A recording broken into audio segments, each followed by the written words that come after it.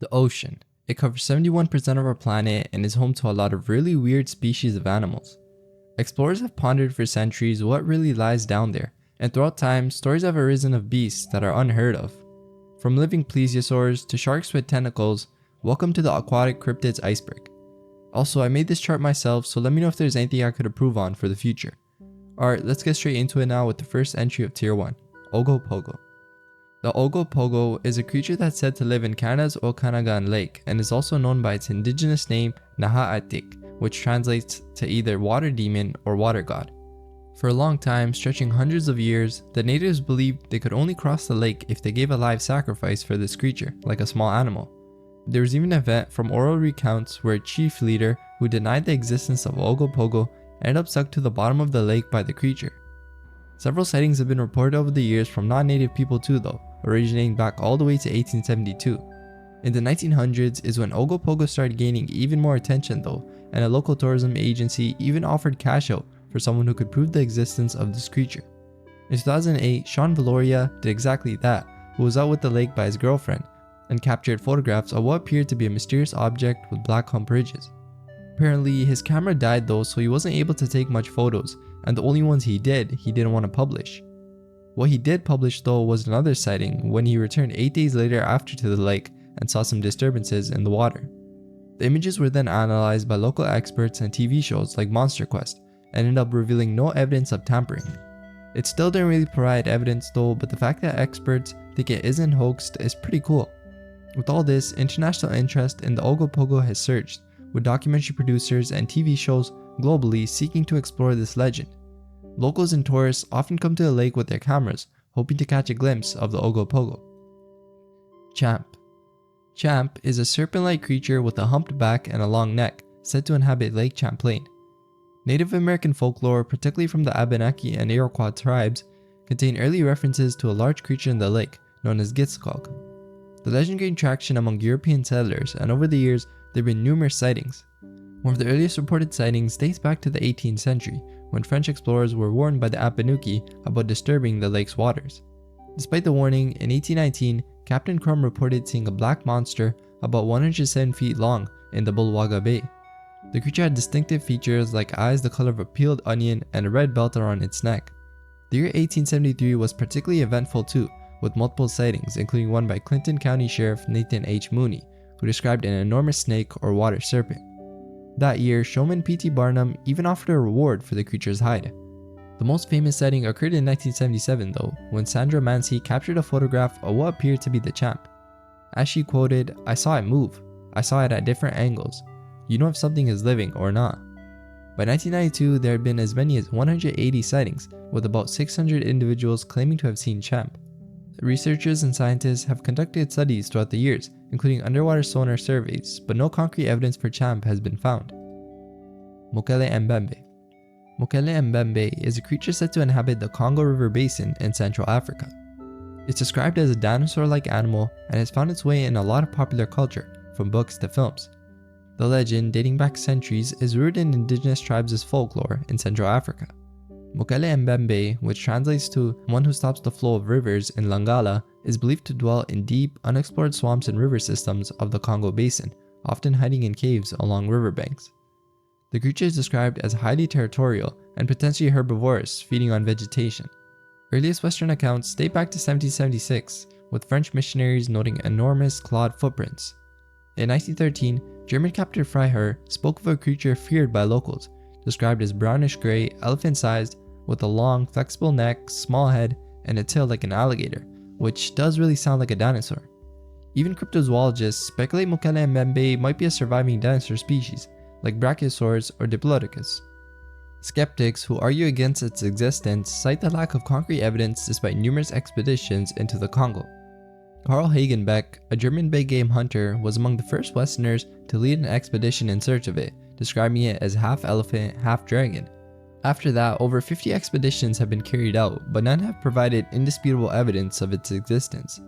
Local tribespeople have consistently claimed sightings though, so you can see how it's pretty complicated. The vast unexplored Congo Basin, covering about 1.5 million square miles, is considered a pretty plausible location though for such a species, if it does exist. Selkie. Selkies are mythical creatures from Scottish, Irish, and Icelandic folklore and are known for their ability to transform from seals into humans. These shapeshifters have been featured in a lot of tales passed down, often mixed with themes of love, loss, and freedom. A common story in Selkie folklore is about a man who finds a Selkie woman in her human form, dancing on the beach. In these tales, the Selkie has shed her seal skin, which lies hidden nearby. The man, captivated by her beauty, steals the skin, thus preventing her from returning to the sea. The Selkie, who is now trapped in human form, is compelled to become the man's wife. These stories frequently involve the Selkie bearing children with their human husband. Despite living a seemingly normal life, the Selkie often remains deeply connected to the ocean, which is her true home. Her longing for the sea is a persistent theme in these tales, and in some stories, one of her children accidentally discovers the hidden sealskin and shows it to her. Upon finding the skin, the Selkie immediately returns to the sea, often leaving behind her children and husband, highlighting her true nature. This might seem like a normal tale, but the cultural significance of Selkies in Old Scottish and Irish folklore is pretty profound. They symbolize themes of transformation and the duality of nature, being neither entirely of the sea nor of land. Selkies are said to remind of the wildness of the ocean and the mystery of the creatures that inhabit it. They also represent the idea of being caught between two worlds, never fully belonging to either. Cadborosaurus. Cadborosaurus, or Caddy, is a sea serpent rumored to inhabit the coastal waters around Cadboro Bay in British Columbia, Canada. This cryptid has intrigued people for over a century, with the first reports dating back to the late 1800s and early 1900s, primarily from sailors. One of the earliest accounts was from Captain C.J. House, who claimed to have seen a serpent-like creature with a horse-like head, raising its head about 30 feet above the water. The average length reported ranges from 30 to 60 feet. Over 300 sightings have been claimed in the past 2 centuries, including locations like Saanich Inlet and San Francisco Bay. One notable incident is the Kelly Nash video from 2009, where fishermen filmed several minutes of footage featuring multiple creatures in Nushinaq Bay. There have also been several carcasses associated with Cadborosaurus. The most famous is the Naden Harbor carcass, found in the stomach of a sperm whale in 1937, featuring a 20-foot length and a serpent-like body with a finned tail. However, later analysis often attributed these carcasses to known animals such as basking sharks, beak whales, or even fetal baleen whales. Kappa. So the Kappa is probably one of my favorite here, and is a really fascinating figure in Japanese folklore, known for its unique physical and behavioral characteristics. These mythical creatures are said to inhabit Japan's ponds, rivers, and lakes, and are often depicted with a humanoid appearance. They have webbed hands and feet, scaly green skin, and a distinctive bowl-like indentation on their heads, which is filled with water and believed to be the source of their strength. Their behaviors range from harmless pranks to more serious acts like drowning people and animals, kidnapping children, and consuming human flesh. Despite these menacing aspects, Kappas can also behave friendly towards humans. It's said that they're obsessed with politeness, and if a person bows down to a Kappa, it will feel compelled to return the gesture. This action can cause the water in its head to spill, rendering the Kappa powerless. Once the water is refilled, the Kappa can regain its strength, and in some stories, it may even serve the person who helped it. This is kind of like a way to trick a Kappa in some stories. A famous historical account from a Japanese heroic tale involves Tawara Toda, a skilled archer who ended up capturing a Kappa. The creature, after being subdued, promised to teach Toda the secret of removing stones from horses' hooves in exchange for its life. An interesting thing I want to add though, in 2016, a group of people in the town of Kamitakatsu claimed to have seen a Kappa in the river. The creature was described by them as having green skin, a beak-like mouth, and a shell on its back, aligning with traditional descriptions. In another instance, a self-proclaimed paranormal researcher named Masaki Miyagawa claimed to have captured a Kappa in a river in Kyoto in 2002. He provided photos for the creature, which he described as having webbed hands and feet and a turtle-like shell. Luska. The Luska, a cryptid believed to inhabit the Caribbean waters, especially around the Bahamas, is described as a hybrid between a shark and an octopus, and is said to be 25 to 200 feet long. The sea monster is rooted in Caribbean folklore and is thought to dwell in underwater caves and blue holes, emerging suddenly to seize its prey with its large tentacles and powerful jaws. There have been various sightings and encounters with the Luska throughout time, with divers reporting unexplained disappearances and sightings of large, shadowy figures with tentacles, believed to be the Luska. In one instance, a fishing boat near a blue hole disappeared without a trace, with local fishermen attributing its vanishing to the Luska. These reports often lack concrete evidence but continue to fuel speculation and interest in this cryptid. Even an alleged corpse of the creature was found in the late 19th century when a large carcass washed ashore near St. Augustine, Florida. The creature, described as having silvery pink hue and axe-proof skin, was initially thought to be a giant octopus by Professor Vero. Later, after examining tissue samples, the conclusion shifted to a sperm whale's head. This incident stirred debates among scientists and cryptozoologists alike about the existence of giant cephalopods and the possibility of creatures like the Lusca actually being real. The Lusca's legend has also been featured in films, documentaries, and even video games, often portrayed as a terror of the Caribbean. The creature's representation in the media reflects the enduring fascination and fear it inspires. Lake Van Monster. The Lake Van Monster, known locally as Van Gulu Canavari, is a creature said to dwell in Lake Van, a large alkaline lake in eastern Turkey. This cryptid has its origins traced back to ancient Armenian mythology, with the god Vahan, known as the Reaper of Vishaps or Water Dragon, was said to dive into the Lake Van to extract any Vishap that had grown large enough to devour the world. The first recorded sighting of the Lake Van Monster dates back to 1889 though, when a local fisherman claimed to have seen a large, snake-like creature in the lake. Since then, there have been numerous reports and alleged sightings of the creature. In 1997, the legend gained even more traction when a local man, Unel Kozak, claimed to have captured the monster in video. Some criticized Kozak's footage and its authenticity, suggesting it could have been a hoax. Despite the skepticism, the legend of the Lake Van Monster has become an important part of the region's folklore and cultural identity, inspiring artwork, literature, and even tourist campaigns. Even a 4-meter high statue based on the reported sightings has been built in the city of Van, Turkey. With all this traction and attention, the Turkish government sent an official scientific survey group to the lake, which failed to spot the creature. Bunyip. The Bunyip, a cryptid from Australian mythology, traces back to the early days of European settlement in Australia. Originating from Aboriginal folklore, the name Bunyip roughly translates to demon or evil spirit. It was often correlated as a cautionary tale about the dangers of waterways. Descriptions of the Bunyip vary greatly, indicating a creature that is as mysterious as it is terrifying. Early settlers reported seeing a creature with dark fur, a face resembling a dog, sharp teeth and claws, and sometimes even equipped with flippers, tusks, or horns. Some accounts even described it as having a duck-like bill. These very descriptions have led to numerous theories about the Bunyip's true nature. One interesting aspect of the Bunyip legend is its possible connection to extinct Australian megafauna. Scholars have proposed that the Bunyip myths may stem from Aboriginal encounters with the remains of prehistoric creatures like Dabrododon or Thylacoleo, leading to their interpretation as Bunyips. This theory suggests that the Bunyip could be a cultural memory of animals that once roamed the Australian landscape. I actually touched on this aspect in a paleontology video, and the rabbit hole is pretty interesting. Another theory proposed by Charles Fenner in 1933 suggests that seals that wandered inland might have been mistaken for Bunyips. Their physical features, including smooth fur and distinctive cries, could have contributed to the sightings and legends. Nahuelito.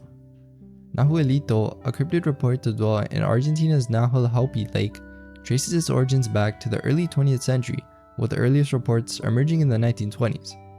Described often as a serpentine or plesiosaur-like creature, Nahuelito is said to possess a long neck, humped back, and considerable size. The narrative gained traction through press coverage and eyewitness accounts, which painted a vivid description of the mysterious lake inhabitant. The Buenos Aires Zoo, under the guidance of Clementine Onelli, a renowned figure in Argentine natural history, launched an investigation in 1922 to find evidence of this mysterious creature. However, despite these efforts, no concrete proof of Nahuelito's existence was uncovered. Over the years, the legend has been fueled by various theories, ranging from Nahuelito being a remnant of prehistoric times to a mutant resulting from nuclear experiments. One of the earliest sightings was reported by George Garrett in 1910. He described seeing a creature with a significant portion of its body protruding above the lake's surface. This account, along with similar stories from local communities, spurred further expeditions, including one led by Garrett himself in 1922. However, like the Buenos Aires Zoo efforts, these explorations yielded no verifiable evidence. The Argentine Navy's encounter in the 1960s, where they tracked an unidentified underwater object for several weeks, reignited interest in Nahuelito. Despite numerous reports and alleged photographic evidence, which have been often dismissed as hoaxes, Nahuelito's existence remains unconfirmed. Altamahaha. The Altamahaha, also known as Alti, is a cryptid believed to inhabit the marshes and waters near the Altamaha River in Georgia. Among its numerous reported sightings, a few stand out for their intrigue and detail. One of the earliest documented encounters dates back to April 18, 1830. Captain Delano of the schooner Eagle reported seeing a monstrous creature off St. Simon's Island, just below the mouth of the Altamaha River. He described it as being about 70 feet long, with a circumference similar to a barrel, and a head that resembled an alligator's. This sighting wasn't isolated. 5 other crew members and several planters on Simon's Island also claimed to have seen this peculiar beast. This encounter was so notable that it was reported in the Savannah, Georgia newspaper, so it captured a bunch of public attention. Fast forward to 1969, 2 brothers fishing on the Altamaha River at Clark's Bluff reported an encounter with a creature they initially mistook for a sturgeon. Upon closer examination, they revised their assessment, describing it as approximately 10 to 12 feet long, with an alligator-like snout, a horizontal tail, and a distinct triangular ridge along its body. Its color was noted as gunmetal gray, adding to the creature's mysterious and intimidating appearance.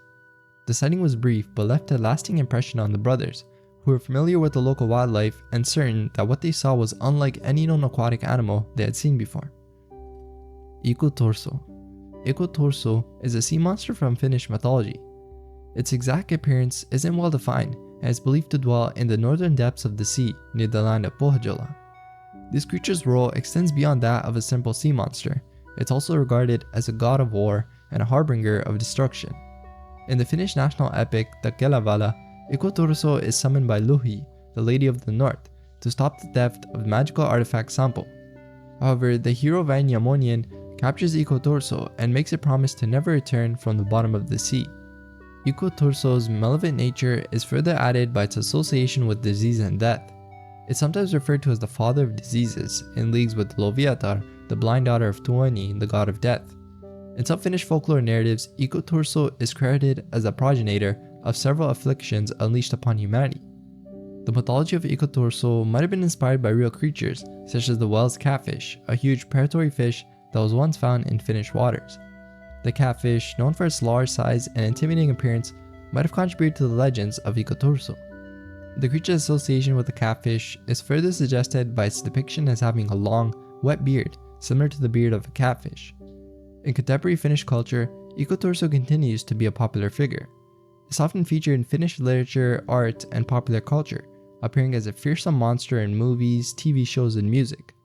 The Finnish metal band Turisas, named after the sea monster, incorporates themes from Finnish mythology in their music, keeping the spirit of Ikotorso alive in modern times. Jialong. The Jialong in Chinese mythology is depicted as an aquatic dragon and is often associated with the rivery waters. It's known to take various forms, sometimes described as a man, other times as a fish, but consistently it embodies characteristics of a river dragon, spiritually similar to a crocodile. One particularly vivid description of the Jialong comes from an 11th century text called Moke Huixi, portraying it as a snake with a tiger head several fathoms long, living in brooks and rivers, and capable of producing a bellow similar to a bull. This Jialong was said to trap humans with its stinking saliva, then pull them into the water to suck their blood from their armpits. This description, considered the best definition of a Jiao by scholar Wolfram Eberhard, paints a pretty terrifying image of the creature. The Jialong's scales are a notable feature, often referred to as scaly or scaled dragon in medieval texts. Its aquatic nature is also emphasized in various historical Chinese texts. The Jialong or Jiao is seen as the lord of aquatic beings, and legends say that if a number of fish in a pond reaches 3,600, a Jialong would come as their leader and enable them to fly away. Interestingly, the Jialong is also perceived to have gender characteristics, with some sources suggesting it as exclusively female, a dragoness. The myths suggest a female counterpart of the Jialong called the Jiao, which is hornless, unlike the horned Jialong. Also, in Chinese culture, the Jialong has been used as a symbol of China's technological advancement, particularly with the naming of China's first deep-sea manned submersible after the mythical sea dragon. Lake Tianchi Monster. The Lake Tianchi Monster, often regarded as China and North Korea's counterpart to the Loch Ness Monster, is a mysterious creature said to inhabit Heavenly Lake on the peak of Baekdu Mountain. This area spans the Baekdu-doigan and Changbai mountain ranges, crossing Jilin Province in China and Raegang Province in North Korea. The lore of the Lake Tianchi Monster dates back to the early 20th century, with the first report sighting in 1903, describing a large buffalo-like creature that attacked 3 people before retreating underwater after being shot. More recent accounts describe the monster with a human-like head, having a white ring around its neck and gray, smooth-like skin. In 2007, Chinese TV reporter Zhu Yongshen claimed to have filmed 6 identified creatures in the lake, describing them as seal-like and finned, swimming in coordination as if following commands. Sightings continued into the 21st century, with various reports emerging over the years. In July 2020, a worker at the Changbai Mountain National Park filmed a black round object on the lake's surface, believing it to be the monster. However, these sightings are often met with skepticism. Scientists argue that the lake's volcanic activity makes it an unlikely habitat for the large creatures. Despite this, sightings of up to 20 mysterious creatures have been reported, keeping the legend alive. The Brosno Dragon. The Brosno Dragon, also known as Brosnia, is a creature said to inhabit Lake Brosno in the Tver region of Russia. Described as resembling a dragon, the script has sparked fear and curiosity for centuries, with its stories dating back to as early as the 13th century. The Brosno dragon is often compared to a plesiosaur or an aquatic reptile, measuring approximately 15 to 30 feet in length. It's characterized by dark, scaly, or slimy skin and is said to be elusive and aggressive. The habitat of this creature is a deep, cold lake with a murky bottom, located in a remote area of Russia. There are numerous legends and eyewitness accounts associated with the Brosno dragon. One ancient story tells of Bati Khan's army, which was terrorized by the creature emerging from the lake, leading them to abandon their campaign against the Novgorod Republic in Russia. Other legends include fishermen being devoured whole and claims that it swallowed a plane during World War II. Eyewitnesses often report seeing the creature surfacing in the evenings, moving in a serpentine manner through the water but disappearing quickly when approached. In 2002, a significant investigation into the Brosno dragon was conducted by the Kosmiok Research Association. They used sonar equipment to scan Lake Brosno and discovered a huge jelly-like substance near the lake's bottom, roughly the size of a railway car. After detonating a low-capacity underwater explosive device, the substance moved but was not identified as a living creature. Korokamui. The Korokamui is a sea monster deeply rooted in Ainu folklore and Japanese mythology. It's often depicted as a colossal octopus or fish-like creature, with some accounts describing it as having a human-like face and long arms with suckers. The creature's size is said to be massive, with some legends claiming it can grow up to 120 meters in length. Korokamui sightings have been reported for centuries, primarily in Ichiwara Bay near Hokkaido, Japan. There have also been numerous sightings off the coast of Korea and Taiwan. The creature is often described as red in color. Its appearance is said to make the sky and sea appear to have a reddish tinge, causing panic among seafarers and fishermen who believe it to be an omen of the monster's approach. One Ainu legend traces the origin of the creature to the transformation of a giant spider, Yeshukep, into an octopus by the sea god Repun Kamui. This transformation was a response to the spider's attack on a village, and as an octopus, the creature grew in size and became more ravenous, posing a threat to sea monsters and maritime traffic. In Shinto tradition, Korokamui is revered as a deity of healing and spiritual knowledge, although it is also known for its harmful and capricious nature. The creature's ability to regenerate its limbs is seen as a symbol of its healing powers. One account recorded by John Batchelor in the Ainu and Their Folklore 1901 describes an incident where fishermen encountered a giant sea creature with enormous eyes. The monster attacked their boat and discharged a dark, odorless fluid, terrifying the fishermen. A general theme with eyewitnesses is usually like a description of giant octopuses capable of swallowing boats and feeding on whales and other sea creatures. Tier 3. Lake Iliamna Monster. The Lake Iliamna Monster, also known as Ili, is a cryptid said to inhabit Alaska's largest freshwater lake, Lake Iliamna. The lake, spanning roughly 1,000 square miles and reaching depths to nearly 1,000 feet, provides a pretty fitting habitat for such a creature. The first modern reports in Lake Iliamna date back to the 1940s, but Native American legends about mysterious creatures in these waters go even further back. One of the earliest recorded sightings was by bush pilot Babe Ellsworth and Bill Hammersley in 1942, who claimed to have spotted a giant fish more than 10 feet in length while flying over the lake. Even in 1945, survey pilot Larry Rost reported seeing a fish at least 20 feet long swimming in the lake. These sightings typically describe the creature as having a large, broad head, a long, tapered body with colors ranging from aluminum or silver to dark brown. There's numerous tales of local anglers attempting to catch this creature, with stories of it snapping stainless steel cables and straining a tuna hook. Some fishermen have also reported unusual movements of large, mysterious creatures beneath their boats. Despite various hypotheses, including it being a giant sturgeon, a sleeper shark, or other large aquatic mammals, the true nature of this creature still remains unknown. The remoteness of the lake and the lack of comprehensive scientific research just adds on to the mystery. In recent years, more sightings have continued to be reported, with fishermen witnessing large, fish-like creatures making massive waves. Hard evidence or clear photo documentation of these sightings is scarce though. Stur's Huyuret. The Stur's Huyuret, also known as the Great Lake Monster, is a creature said to reside in Lake Stursen, Sweden. The cryptid has been part of Swedish folklore for centuries, with the earliest recorded mention dating back to 1635. It's described as having a serpentine body, often with a long neck and a dog-like head, and is said to measure between 10 and 42 feet in length. One popular theory suggests that Stur's Huyuret might be a prehistoric animal that survived the Ice Age. This theory likens it to other famous cryptids such as the Loch Ness Monster and Champ, which are also speculated to be ancient surviving species. The creature was first described in a tale by Vikar Morgens Petersen in 1635, featuring two trolls brewing a mixture that creates a strange animal with a black serpentine body, as it quoted. Other origin stories include a runic spell by the sorcerer Ketil Runsik to imprison the monster and tales of magical trolls conjuring the beast. There have also been numerous sightings of Stur's Huyuret over the years. In 1857, workers at the Forsbacka Bruk, which is an iron mill in the lake, report seeing a creature with a head black and gleaming, about the size of a large cat's head. Peter Olsen, a naturalist, published a booklet in 1899 documenting 22 eyewitness testimonies with descriptions of the monster varying in size and appearance.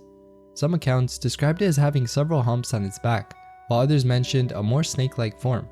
In 1986, Stur's Huyuret was declared an endangered species by the Jamned County Administrative Board, but this protection was revoked in 2005.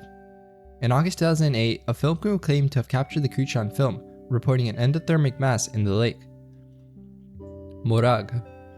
Morag, another creature from Scottish folklore, inhabits Loch Moror in the Scottish Highlands. The tales of Morag date back several decades, with accounts varying in detail. Witnesses describe seeing a large serpentine-like creature with humps moving through the water. These sightings have been pretty sporadic, contributing to Morag's mysterious nature. One of the most notable sightings occurred in 1969 when two local men, Duncan MacDonald and William Simpson, encountered what they described as a large serpentine-like creature while fishing on Loch Morar. They reportedly shot at the creature, though it's unclear if they actually hit it. This incident stands out because of the clarity of the description provided by the witnesses and the reaction it provoked. Morag sightings were previously considered a harbinger of death, particularly the death of prominent members of the local communities. In 1902, the folklorist Alexander Carmichael visited the Lochaber area to collect stories about Morag.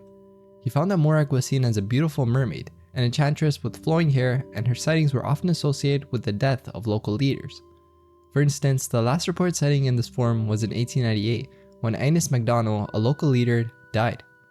More recent descriptions make her closely related to Nessie though, with accounts of Morag being about 25 to 30 feet long, having structures that look like 3 humps on the upper part of the body, rough, scaly, leathery skin, and a head about a foot across. Cryptozoologists have speculated about Morag's identity, suggesting it could be a kelpie or waterhorse, a shape-shifting water spirit in Scottish folklore, or even a prehistoric dinosaur like a plesiosaur. Waitoriki. The Waitoriki is a cryptid reported to inhabit areas around the lakes and rivers on the South Island of New Zealand. Described as an otter-like creature, it somewhat resembles a cross between an otter and a beaver, about the size of a large cat, weighing around 10 pounds and measuring 1 to 2 feet long from head to tail. It's said to be covered in brown fur, sometimes with white patches, and possesses a thick tail resembling that of a beaver. This tail may help in swimming and stabilizing while feeding. Unlike beavers, the Waitoriki's tail is completely furred. It has short legs, webbed feet, and a face that somewhat resembles a cross between an otter and a cat. It's believed to live in burrows near water and is thought to feed on fish and eels. The origin of the name Waitoriki is unknown and not considered grammatically correct in the Maori language. In 1838, an alleged pelt was found by Julius von Haast, but it lacked toe webbing, essential for aquatic creatures like otters and beavers. Experts consider the pelt inconclusive, possibly belonging to other animals like quolls or possums. Due to New Zealand's water-based environment, theories about its classification vary between it being marsupial or a monotreme, but it's more likely categorized as an aquatic mammal. Monotremes, like the platypus, lay eggs, while marsupials, like kangaroos, nurture embryos in a pouch. The difference in reproduction methods is a key factor in these classifications. However, the actual existence of the Waitariki is debated, and it's officially classified as a cryptid. New Zealand, being separate from other landmasses for about 80 million years, has no native land mammals except for some bat species. The Waitariki, if real, would be really remarkable for this reason.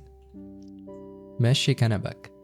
The legend of Meshekanebek dates back to the 19th century at Lake Manitou in Rochester, Indiana, and was said to be a giant creature residing in the lake. One of the earliest recorded encounters with Meshekanebek was by two fishermen, the Robinsons, who encountered a close and terrifying creature.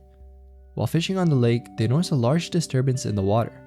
Initially believing it to be a school of fish, they rowed towards it, only to discover that the disturbance was caused by a massive creature, nearly 60 feet in length, moving rapidly on the water's surface towards their boat. In a state of panic, they rowed back to the shore as the creature briefly surfaced before disappearing. The presence of Meshekanebek stirred fear in the community, leading to a posse being formed to capture or kill the creature. However, their efforts were unsuccessful, and the sightings of the creature became less frequent over time. Alright, Tier 4, the Cornish Sea Serpent. The Cornish Sea Serpent, known locally as Morgawr, which means sea giant in Cornish, is a creature purported to inhabit the waters near Falmouth Bay, Cornwall, England. Sightings of Morgawr have been reported since at least the early 20th century, with descriptions varying but often depicting a large, serpentine-like creature. One of the earliest reports of a creature resembling Morgawr dates back to 1935, where it's described as having a big head, a goose-like neck, and a huge hump on its back, resembling a big barrel, estimated to be about 40 and 50 feet long. The mouth of the Helford River is reported to be Morgawr's favorite location, with many sightings occurring there in an area now nicknamed Morgawr's Mile. The creature gained significant attention in 1975 when it is described as having a trunk with a very long neck and a skin like a sea lion's. Local fishermen blame poor fishing and bad weather on sightings of the monster. Some versions of the story link the monster's appearance to World War I events, describing it as a crocodile-like creature with webbed feet and a powerful tail. However, the creature's existence is widely debated, with suggestions that it might be a hoax invented by Cornish author Tony Dock Shields, who claimed to have sighted it in 1976 and provided photographs to a local newspaper. Also in 1976, fishermen John Cock and George Vinnacombe claimed to have sighted the creature, describing it as looking like a prehistoric monster and as large as a 32-feet boat. Their account was later dismissed by a Natural History Museum official, who suggested they had seen a sea turtle instead. Charlie. Charlie, also known as Slimy Slim or the Twilight Dragon of Payette Lake, is a cryptid resembling a sea serpent, often compared to the Loch Ness Monster. It is believed to inhabit the deep alpine waters of Payette Lake near Mackall, Idaho. The first references to Charlie may stem from Native American beliefs, predating Western settlement, describing an evil spirit in the lake. The first documented sighting by Western settlers, though, occurred in 1920. Workers at the upper end of the lake mistook what they initially thought was a log, which had then began to move, suggesting the presence of a large creature. In August 1944, the creature was reportedly seen by several groups, describing it as being 30 to 35 feet in length, with a dinosaur-like head, pronounced jaws, camel-like humps, and the shell-like skin. In September 1946, a group of 20 people reportedly sighted the creature, with Dr. G.A. Taylor of Nampa, Idaho, noting that it appeared to be between 30 and 40 feet long, and seemed to dive into the water like a small motorboat. The serpent was officially named Charlie in 1954 following a contest held by A. Boone McCallum, editor of the Star News. The name was suggested by Laila Hanifer Turi of Springfield, Virginia, referencing a popular catchphrase from Jack Pearl's old-time radio show. Charlie ended up being reported about a dozen times between 1956 and 1997, which is the last documented sighting. The Lake Chelan Monster. The Lake Chelan Monster, a creature in Washington State's Lake Chelan, has been the subject of fascination and fear for over a century. One of the most harrowing encounters occurred in 1892 when a young man bathing in the lake was attacked by a monster. Described as having the legs and body of an alligator, the head and eyes of a snake, a scaly tail, and bat-like wings, this formidable creature clamped its jaws onto the man's legs. Despite attempts by his friends to free him using knives, rocks, and sticks, the beast remained undeterred. In a desperate move, they dragged it over a fire, prompting it to take flight with the man still in its grasp, before plunging back into the lake's depths, taking the young man with it. Additionally, Native American legends add to the monster's mystique. Tribes in the Pacific Northwest speak of a monster serpent Nahahatak that wreaked havoc in the region, destroying homes and causing famine. The creature's fury was such that even attempts by a good spirit to trap and kill it by building a rock barrier in the valley only led to further destruction and the tragic death of a young girl who left paintings of her life and the events on the valley's rock walls. These legends and encounters all contribute to the enduring mystery and intrigue surrounding the Lake Chelan monster. Gustav. Gustav is a notorious large male Nile crocodile from Burundi, rumored to have killed as many as 200 to 300 people along the banks of the Ruzizi River and the northern shores of Lake Tanganyika. While the actual number of victims is difficult to verify, Gustav has obtained a near mythical status and is greatly feared by people in the region. He was named by Patrice Faye, a herpetologist who has been studying and investigating him since the late 1990s. Gustav's exact length and weight are unknown, but estimates suggest he could be easily more than 20 feet long and weigh more than 2,000 pounds. Notable characteristics of Gustav include 3 bullet scars on his body and a deeply wounded right shoulder blade. The circumstances surrounding these scars are unknown though. Scientists and herpetologists who've studied Gustav claim that his uncommon size and weight impede his ability to hunt the species' as usual prey, forcing him to attack larger animals and to some extent humans. In 2004, a documentary film titled Capturing the Croc Killer aired on PBS, documenting an attempt to capture Gustav. The film detailed the efforts of Faye and other scientists who attempted to capture Gustav using a trap cage weighing a ton and measuring nearly 9 meters in length. Despite several kinds of bait being used and the strategic installation of giant snares on certain banks, Gustav evaded capture. The last reported sighting of Gustav was in 2009, and in 2019 there were unverified claims that Gustav had been killed, but no photographic evidence has been surfaced, leaving these claims dubious. The Honey Island Swamp Monster. The Honey Island Swamp Monster is a cryptid often compared to Bigfoot and is a notable figure in Louisiana folklore.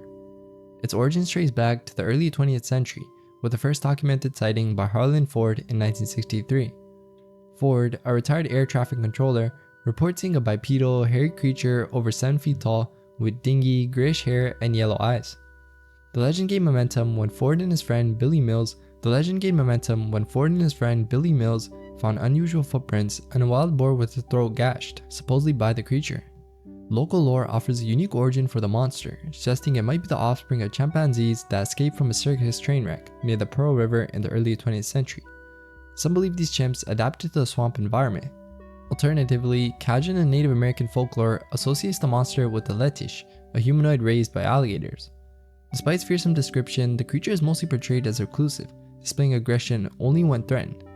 Over the years, numerous sightings have been reported by fishermen, hunters, and swamp dwellers, describing a large bipedal creature with hair, often near the water's edge or dense vegetation. Theories about its nature range from an undiscovered primate species to a hybrid or mutant creature, while skeptics attribute the sightings to misidentification or hoaxes. The Honey Island Swamp, where the creature is said to inhabit, is a protected area because of its ecological importance. This conservation effort helps preserve the unique biodiversity of the swamp, which may include various wildlife, possibly even the cryptid itself. On to Tier 5, Taniwa. Taniwa are supernatural creatures in Maori tradition, similar to serpents and dragons in other cultures. Their descriptions and roles vary across different tribal traditions and are seen as part of the natural environment in the Maori worldview. Taniwa have diverse forms. Some resemble giant lizards, sometimes with wings, and others are more reptile-like sea creatures, or take the shape of sharks, whales, or even logs of wood in rivers. Some Taniwa could change their shape, moving between different forms, and could either be male or female. They're known to live in or near water, hiding in lairs known as Ruia Taniwa, which are often deep pools, caves, or dangerous waterways. In Maori stories, Taniwa play various roles. Some are seen as terrifying creatures that capture and eat people or kidnap women.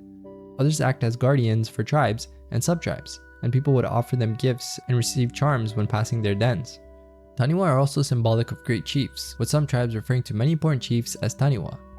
Famous Taniwa include Coop's guardian Taniwa, Tuhirangi, who guided and protected canoes in Cook Strait, and Tutai Poroporo, a Taniwa that began as a shark and transformed into a creature that started eating people. Another notable Taniwa is Hein Korako, a female Taniwa who married a human and later protected local people. In modern times, Taniwa still hold significance. For example, in 2002, the Negati Nahu people in Waikato opposed a plan for a highway that would destroy the lair for their Taniwa, Kurutahi, leading to the highway being built in a different area.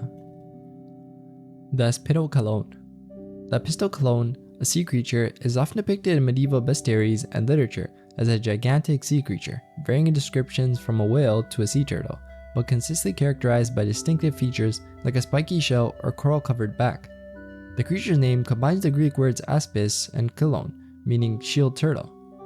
This mythical creature is known for its deceptive appearance, often luring sailors with its tranquil waters that resemble an island. Unwary sailors, mistaking it for land, would anchor their ships to explore, only to find themselves trapped on its back. Once sailors ventured onto it, the Apistolon would dive into the ocean's depths, dragging them to their demise. It's often associated with a voracious appetite, consuming everything in its path. Symbolically, the Apistolon has been interpreted as representing the dangers of the sea and the perils of deceptive temptations. It's a cautionary tale against falling into treacherous traps and a reminder of the uncertainties of the ocean. The legend of the Apistolon has been preserved through generations of sailors, becoming a part of maritime folklore and nautical lore. It's inspired various works of art and literature throughout history, from medieval manuscripts and paintings to maritime-themed literature. In modern times, it continues to appear in books, movies, and video games, showcasing its enduring impact on popular culture. Siryn Cruin. The Siryn Cruin, a mythical sea creature from Scottish Gaelic folklore, is known for its enormous size and strength. It's reputed to be the largest of all creatures, capable of devouring 7 whales, and is recognized by several names in Gaelic tradition, including Great Whirlpool of the Sea, Great Beast of the Ocean, and Monster of the Ocean. The creature's massive size is reflected in popular chitinous rhyme: 7 herringers are a salmon's fill, 7 salmons are a sea's fill, 7 seals are a whale's fill, 7 whales are the fill of a Siryn Cruin, and 7 Siryn Cruin are the fill of the big devil himself. According to local folklore, the Siryn Cruin could disguise itself as a small silver fish to avoid being detected by fishermen or to attract its next meal. When fishermen caught the seemingly small fish, it would transform back into its monstrous form and devour them. The first mention of the Siryn Cruin dates back to the 16th century in the Book of the Dean of Lismore, a collection of poems and stories from Scottish Gaelic culture. This manuscript described the Siryn Cruin as a massive sea monster that could swallow 7 whales at once and was feared for attacking ships and dragging sailors into the ocean's depths. The physical description of the Siryn Cruin varies, with some accounts describing it as a snake-like creature and others as having a grey crest. Its habitat is believed to be the deep waters of the ocean, particularly near the western coast of Scotland. The creature is carnivorous too, feeding mainly on whales and other large sea animals. The Inkanyamba. The Inkanyamba is a legendary creature from South African mythology, particularly associated with the Zulu and Xhosa tribes. This mythical serpent is said to live in a waterfall lake area near Pietermaritzburg. The Inkanyamba is often described as a large serpent with an equine head and is believed to be particularly active during the summer months, causing seasonal storms. The legend of the Inkanyamba has its origins in the oral traditions of the Zulu and Xhosa people. According to one version of the legend, Inkanyamba was originally a beautiful maiden with mystical powers over water and weather. However, her arrogance and misuse of these powers led to her transformation by the gods into a fearsome serpent. This tale serves as a cautionary story about the consequences of tampering with the natural order. Physically, the Inkanyamba is believed to be over 20 feet long and resembles a snake or eel, except for its equine head, which can be that of a horse or a zebra. It's also said to have a horse-like mane on its head and a fin-like mane across its back. The creature is associated with significant supernatural abilities, including the power to attract massive tornadoes during the summer months as it takes flight in search of its mate. It's also linked to the unexplained disappearances of domestic animals. There have been several modern sightings of the Inkanyamba.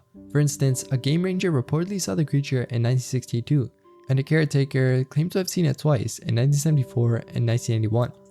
In 1995, Bob Teeney, a restaurant owner, also reported seeing the animal at Howick Falls. While some scientists suggest that the Inkanyamba might be a large species of freshwater eel, locals maintain that it is much larger and possesses supernatural powers. The Beast of Busco. The Beast of Busco, also known as Oscar, is a creature from Indiana folklore, specifically from the area around Churubusco, Indiana.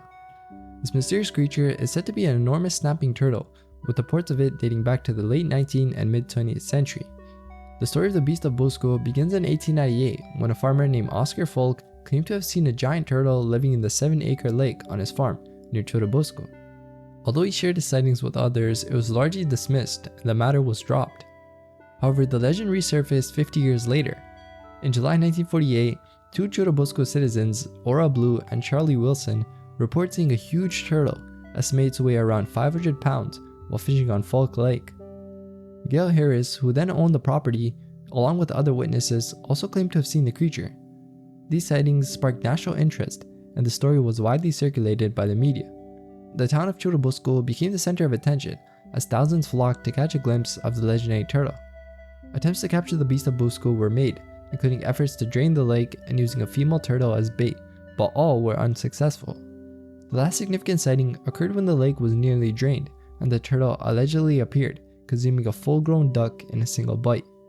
Despite the lack of concrete evidence and the failure of various attempts to capture it, the beast of Busco became a staple of local folklore and has had a lasting impact on the community of Churubusco. The town celebrates the Churubusco Turtle Days festival every year, featuring turtle races, parades, and other events in commemoration of the beast of Busco. On to the last tier now, Orang Ikan. The Orang Ikan, which translates from Indonesian to fishman, is a cryptid associated with the folklore of the Kai Islands in the province of Maluku, Indonesia. These islands are known for their white sandy beaches and clear waters, adding a pretty cool backdrop to the mysterious tales. The legend of the Orang Ikan gained attention during World War II. In 1943, Japanese soldiers stationed in the area began reporting sightings of strange creatures in the coastal waters. These beings were depicted as resembling humans in their facial features and hands, but with distinct differences. They were said to be about 1.5 meters with tall, pink skin, spikes on their heads, and a wide mouth similar to that of a carp. Unlike classical mermaids, the Orang Ikan reportedly had ordinary human legs instead of fishtails. These creatures were observed swimming in shallow waters near the beaches, and there were instances where they came onto land. One notable account involves Sergeant Taro Horibo, who was called to the village where a dead Orang Ikan was allegedly found. Horibo described the creature as having long dark hair with a reddish tinge, a neck covered with spines, a monkey-like face, and wide fish mouth filled with sharp teeth, and membranes between the fingers and toes. The body was said to be dotted with strange growths resembling algae. The accounts of the Orang Ikan by the Japanese soldiers were not taken seriously though by scientists, mainly because of the lack of photographic evidence. Despite this skepticism, sightings in and around the Kai lagoons reportedly continue to this day. Kalupalik. The Kalupalik is a creature from Inuit mythology, particularly associated with the icy Arctic waters of northern Alaska and Canada. In Inuit folklore, the Kalupalik is described as a child-snatching sea hag or aquatic humanoid. It's described as having scaly, bumpy skin, fins protruding from its neck, back, and torso, webbed clawed hands, and a foul surfer-like smell. Unlike many mythical mermaids, the Kalupalik is not portrayed as attractive, but rather as a fearsome predator. Inuit parents traditionally warn their children about the Kalupalik, especially if they wander too close to the shore or ice. The Kalupalik was said to emit a distant, eerie humming sound to attract curious children. If a child approached a weak part of the ice, the creature would snatch them and drag them into freezing waters. The stories varied regarding what the Kalupalik actually did to the captured children. Some tales claimed it devoured them, while others suggested the creature raised the children as its own in an underwater lair, feeding on their youth and innocence to remain immortal. The legend of the Kalupalik might have originated as a cautionary tale to keep Inuit children from wandering too close to dangerous Arctic environments. It served as a tool in parenting to instill fear of the hazardous icy waters and to keep children safe. The Kalupalik has also been featured in various forms of media, including children's books like A Promise is a Promise by Robert Munch and Michael Kurskak. These contemporary representations continue to keep the legend alive, both within and outside Inuit communities. Vodyanoi. The Vodyanoi, a cryptid from Slavic mythology, is known for its association with water and mysterious origins. This creature is derived from the Slavic word voda, meaning water, and is often depicted as a malevolent spirit. The Vodyanoi enjoys drowning humans, especially those who disregard specific customs such as swimming after sunset or on holy days. In folklore, it's typically shown as an old man with a green beard and webbed fingers, living in bodies of water like rivers and lakes. This water spirit's depiction varies across Slavic cultures. In Czech and Slavic folklore, it's known as vodnik, while in German tales it's referred to as Wassermann or Nix. Often represented as a shapeshifter, the Vodyanoi can transform into different forms, including snakes or fish. It's also credited with the ability to control the weather, often being blamed for storms and floods. The Vodjanoi's counterpart, Vodyanesta, described as a beautiful water maiden with flowing green hair, is sometimes considered its wife. She can manifest in various forms such as a golden fish or a white swan. While generally harmless, she can be mischievous, sabotaging fishing nets and watermill wheels. Rituals and offerings, including bread, tobacco, and even animals, are often made to appease these spirits and avoid their wrath. Yakumama. The Yakumama, meaning Mother of Water, is a legendary giant serpent believed to inhabit the Amazon River and its nearby lagoons. This enormous creature, up to 60 meters in length, is regarded as the protective spirit of these waters. Indigenous people often describe the Yakumama as a formidable entity responsible for devouring prey and manifesting its presence through giant splashes of water. Fishermen's disappearances in the region have been attributed to this creature, intensifying its fearsome reputation. Yakumama's physical description is pretty astonishing. It's depicted as a thick, muscular serpent with a body length up to 60 meters, covered in dark green or brown scales. The head of Yakumama is said to be as large as a small boat, featuring glowing red eyes and razor-sharp teeth. While there's no scientific evidence of Yakumama's existence, it's speculated that its legend might be based on sightings of large snakes like the green anaconda, which is known to reach significant sizes but not nearly as large as the Yakumama. The serpent is deeply woven into the cultural fabric of the Amazonian people, symbolizing the balance between man and nature. It's often featured in their art, music, and dance, highlighting its significance in Amazonian heritage. Yakumama is not just a cryptid but a symbol, reminding the importance of preserving the natural world. In folklore, Yakumama is known for its powerful abilities, including captivating its prey with its gaze and controlling weather elements like rain and storms. Offering of foods and alcohol are made to appease Yakumama, especially by local fishermen and inhabitants of the Amazon basin. The legend of Yakumama also includes tales of its interactions with humans, often with dramatic consequences. For example, a man traveling down the Napo River with his family encountered Yakumama during a storm. Despite his prayers and offerings, Yakumama consumed his cargo and livestock, leaving the man to return to his village with nothing but his life. Chessie. Chessie, the Chesapeake Bay monster, is a sea monster believed to inhabit the Chesapeake Bay. Described as a long, snake-like creature with small humps along its back, Chessie has been part of American folklore with claims of sightings dating back to 1936. The creature is often depicted with a horse or snake-like head and usually in dark brown or black color, moving with a serpentine motion that creates waves on the water surface. One of the earliest reported sightings was in 1936, where something reptilian and unknown, as quoted, was observed by a military helicopter's crew over Bush River, although this account is contested due to the timeline of helicopter development. Another significant sighting occurred in 1943, when two fishermen near Baltimore noticed an unusual object in the water, which they described as having a long body and a head shaped somewhat like a horse's head. Over the years, Chessie has been spotted by various witnesses, including a notable 1982 video recording by Robert and Karen Frew near Kent Island, showing a brownish object moving in the water like an aquatic snake. Despite numerous sightings, some have been attributed to other animals, such as manatees, known to occasionally visit the Chesapeake Bay area from Florida. Manatees, however, do not match the descriptions of Chessie, as they lack humps or snake-like heads and create smooth footprints on the water surface, rather than moving side to side. The legend of Chessie has also been embraced as an environmental icon, symbolizing the ecological health of the Chesapeake Bay area. In the 1980s, Chessie was even used by U.S. Fish and Wildlife Service for educational purposes, featuring in coloring books focusing on the conservation of the Chesapeake Bay's resources. Despite the lack of concrete evidence to prove Chessie's existence, the legend continues to captivate the imagination of locals and visitors alike. Racetown Ray. In the depths of Racetown Lake in Huntingdon County, Pennsylvania, there lurks a mysterious creature known as Racetown Ray. This being, often depicted in old photographs as a large, shadowy figure just beneath the lake's surface, has sparked a wave of curiosity and speculation for decades. The saga of Racetown Ray begins with its earliest recorded sighting in 1962 at the old Racetown Dam, before the creation of the 8,300-acre man-made dam lake we know today. With depths reaching up to 185 feet, Racetown Lake provides a vast and mysterious habitat that could definitely potentially hide such a creature. Over the years, there have been numerous accounts of encounters with Ray, with descriptions suggesting it could be as long as 50 to 60 feet. The creature's diet is thought to be primarily herbivorous, resembling the feeding habits of manatees, which are gentle, plant-eating marine mammals. This theory is also supported by Jeff Cross, a wildlife biologist at Racetown Lake, who observed that the creature appears not to prey on fish or other animals, but rather contributes to the safety of swimmers and boaters by its peaceful nature. One particularly vivid account from a camper in 2005 or 2006 describes a close encounter with Ray while swimming early in the morning. The camper saw something large moving in the water and initially mistook it for a deer or bear because of the wave it created. However, the creature's ability to dive and re-emerge before swimming directly towards the camper, who then hastily retreated to the shore, suggests behaviors not associated with known wildlife.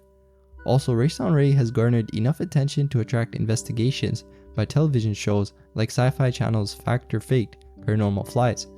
This episode explored the lake using sonar and night dives. Despite these efforts, the true nature of Ray remains a mystery, with theories ranging from it being a surviving prehistoric species to simply a case of mistaken identity with large carp known to inhabit the lake. Alkali Lake Monster. The Alkali Lake Monster, also known as the Walgren Lake Monster, is a cryptid legend from northwestern Nebraska, near Hay Springs. According to legend, the Alkali Lake Monster is an enormous beast that inhabits the waters of what is now known as Walgren Lake. Reports vary widely in the descriptions, but many agree that the creature could be anywhere from 40 to 100 feet long, bearing resemblance to an alligator with some variations. These variations include depictions of the monster having 4 legs, 2 front legs with a flipper in the back, or even a serpentine body similar to the Loch Ness Monster. A feature agreed upon by most accounts though is a large horn positioned between its eyes and a notable unpleasant stench. The first documented sighting of the monster dates back to a 1922 report in the Hay Spring News, with a significant encounter occurring in 1923 when a local man, J.A. Johnson, and his friends encountered the beast while camping by the lake. They described seeing a gigantic creature, nearly 40 feet in length with a dull gray-brown color, 1 horn on his head, and an alligator-like appearance. This sighting was followed by a loud roar from the creature before it simply vanished beneath the lake's surface, sparking interest in further reports in various newspapers across the country. Despite the thrilling tales and purported sightings, skepticism surrounds the Alkali Lake Monster's existence. Investigations into the origins of these stories have suggested that they might be part of a hoax concocted by John J. Maher, a newspaper reporter known for creating sensational stories to boost his sales. Maher's tales of the Alkali Lake Monster terrorizing locals and devouring livestock captured the public's imagination, which led to a flurry of supposed sightings and encounters. However, some locals and enthusiasts continue to believe in the monster's existence, attributing earlier accounts to indigenous legends and documented encounters, despite the lack of concrete evidence. Megalodon. The megalodon, which you probably all know, is often depicted as one of the most formidable predators to have ever lived, and is believed to have gone extinct over 2.6 million years ago. The fascination with megalodon stems not only from its massive size, which is estimated to have ranged from 33 to nearly 60 feet in length, but also from the mysteries surrounding its existence and the limits of human knowledge about the deep sea.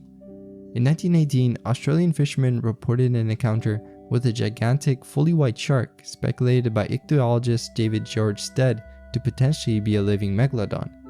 This story has since become a cornerstone of cryptozoological claims regarding the existence of the megalodon. The intrigue surrounding the megalodon has been fueled by historical incidents where animals thought to be extinct, such as the coelacanth, ended up being rediscovered, suggesting that the depths of the ocean, which are unexplored, could still hide unknown creatures. The Mariana Trench, the deepest known part on Earth, has also been a focal point for speculation about the megalodon's survival. Its remote and largely unexplored depths offer a possibility that creatures like the megalodon could possibly be living while evading detection. The discovery of life forms in the trench, such as the Osedex zombie worms and the frilled shark, highlight how much is still unknown about this dark and pressurized environment.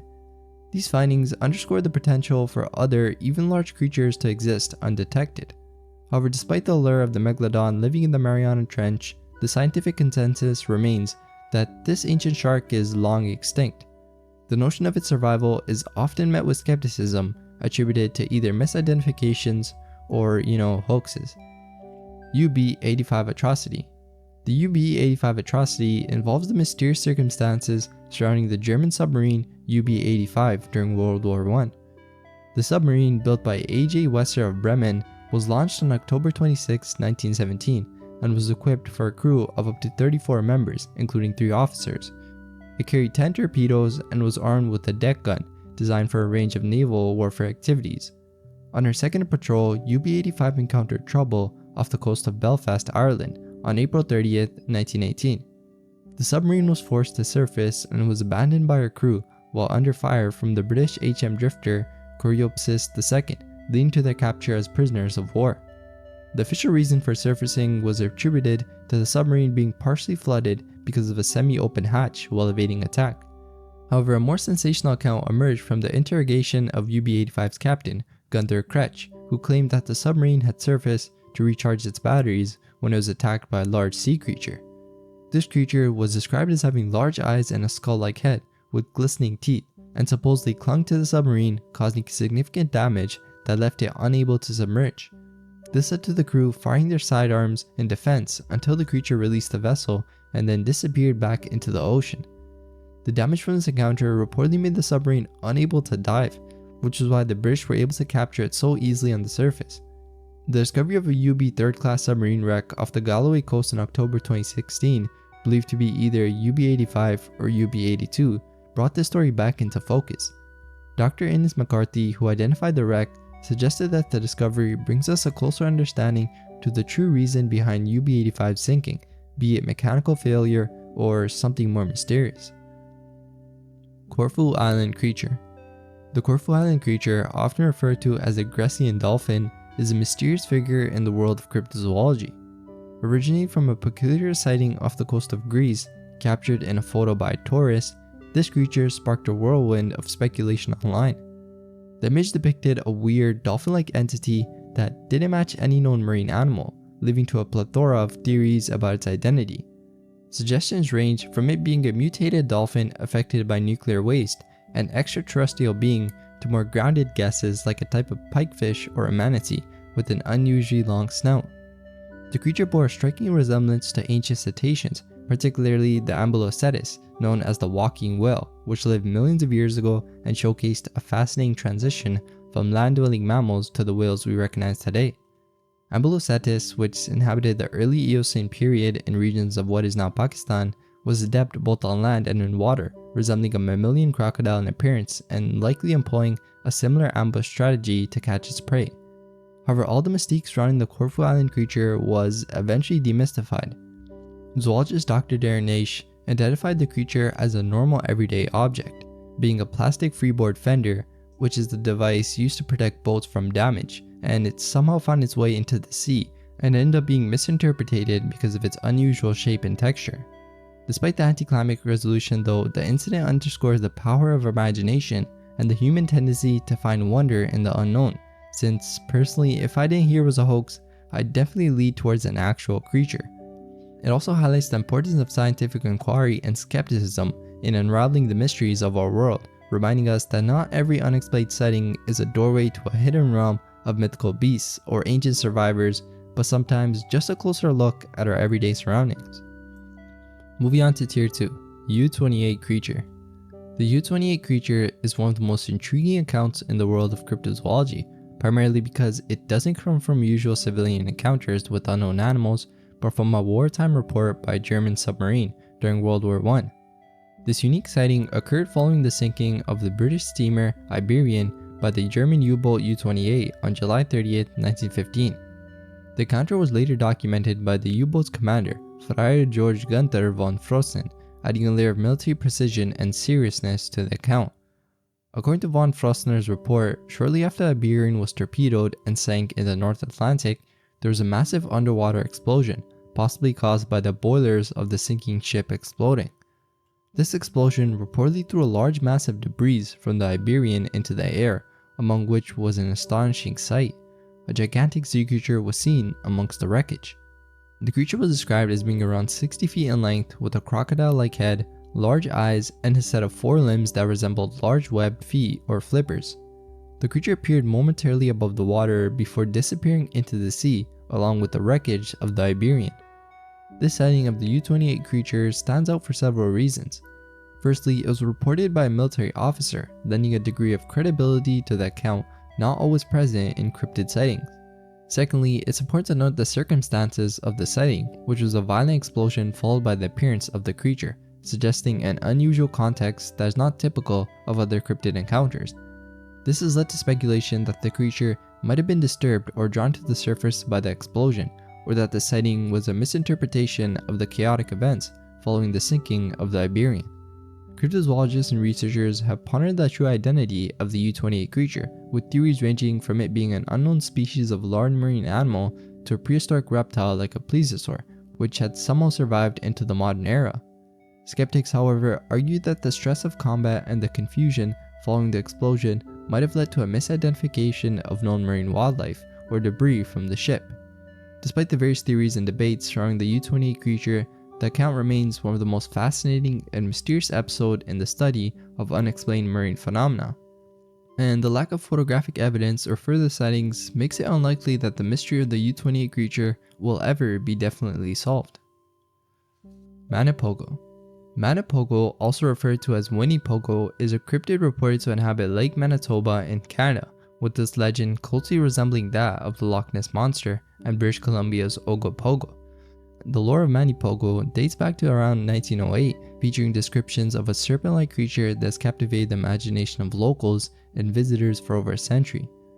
This lake monster is often depicted with a long, muddy brown body, visible humps above the water, and a sheep-like head, with size estimates ranging wildly from 12 to 50 feet in length.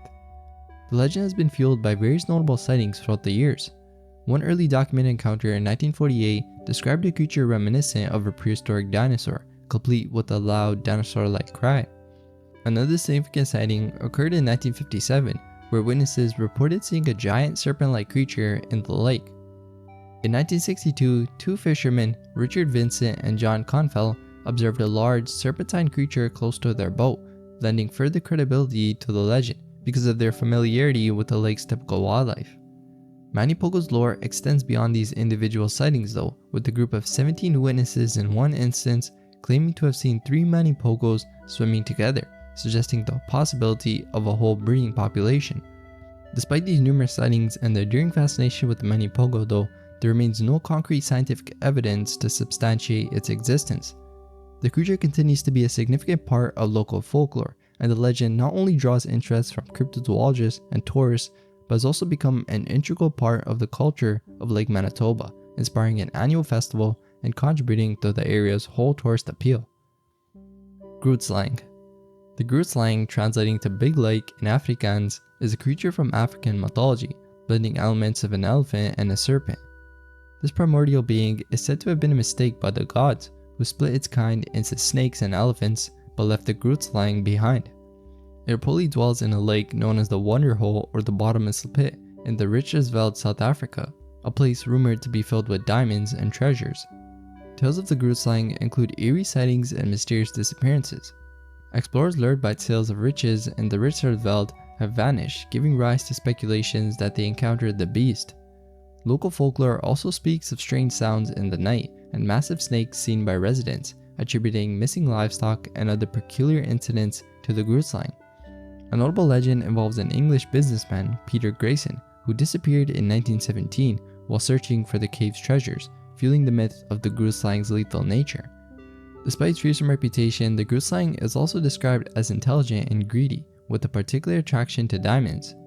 Legends suggest that offering diamonds might appease the creature, although this is little consolation for those without such riches.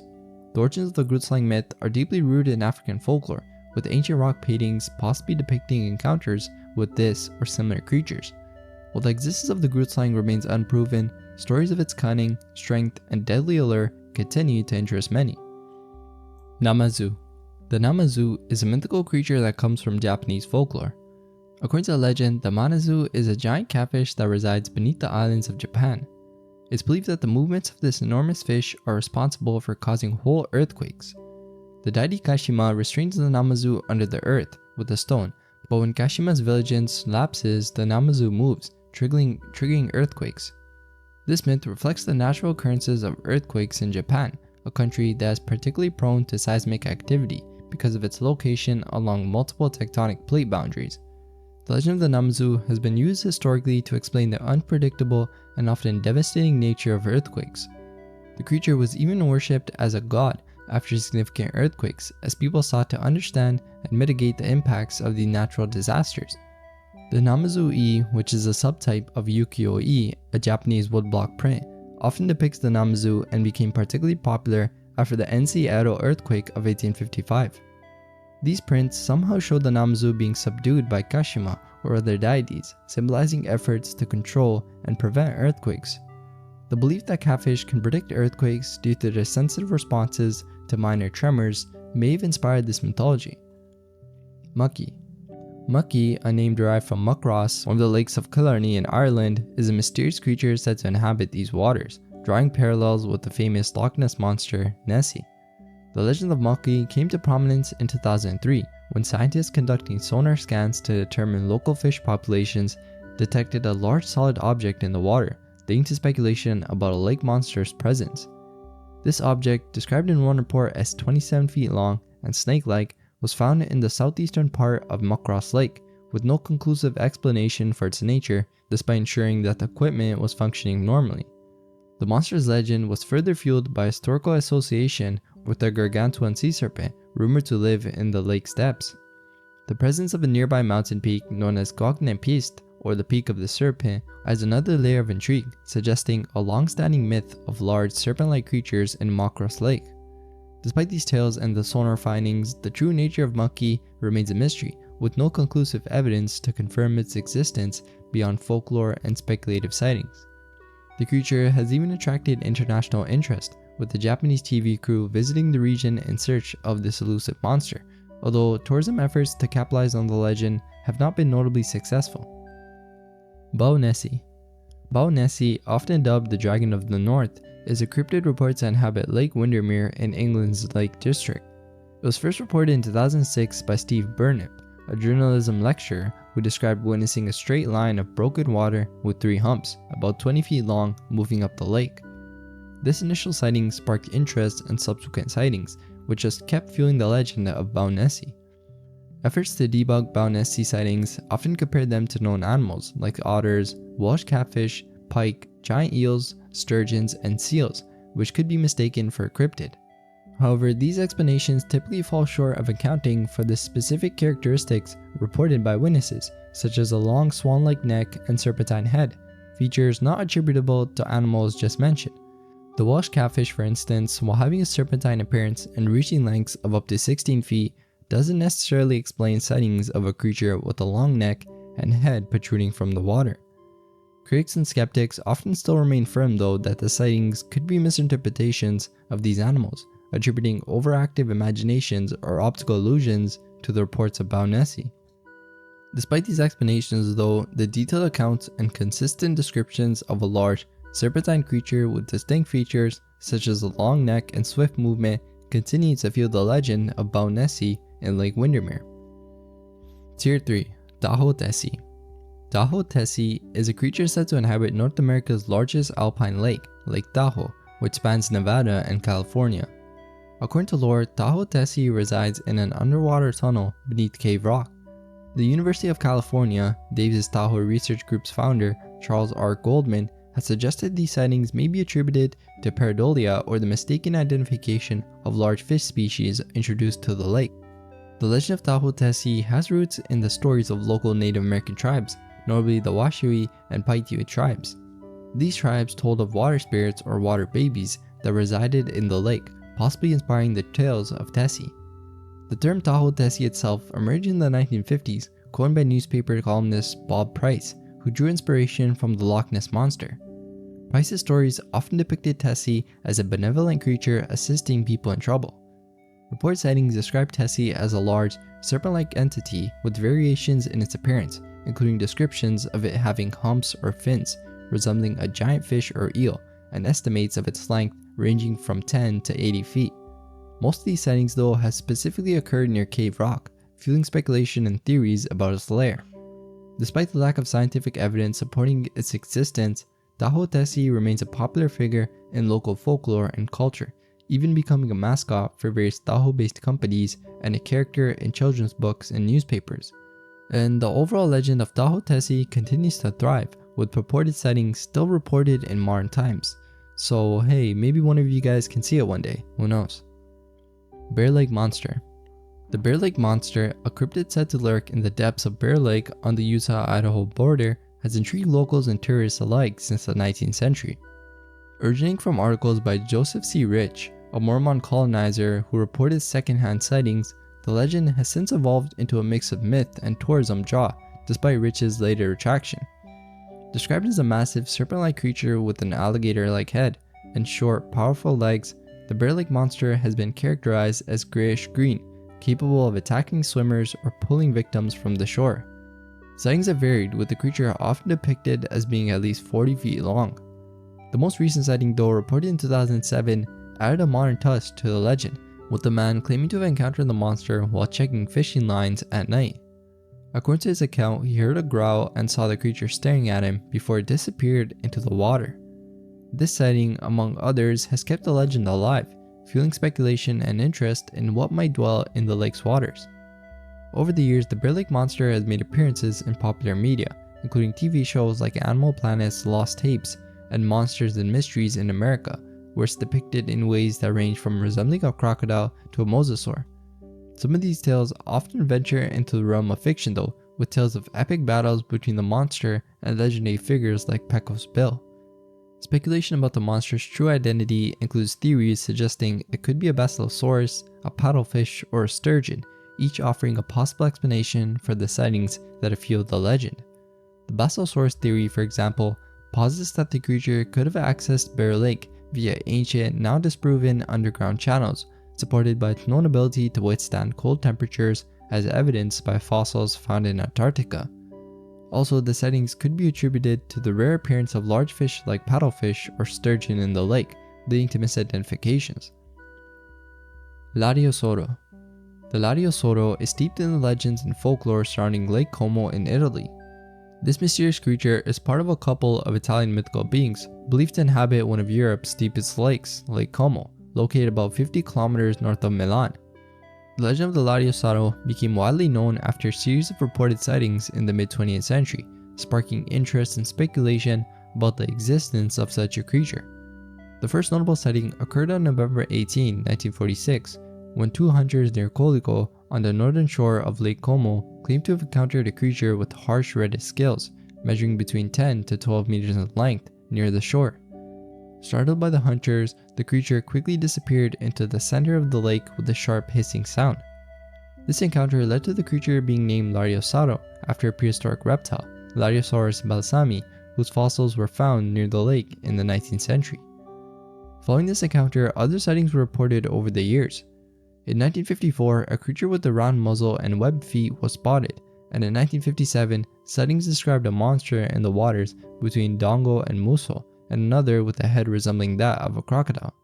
The most recent sighting though was in 2003, involving a giant eel-like creature, estimated to be 10 to 12 meters long, seen in Lesso.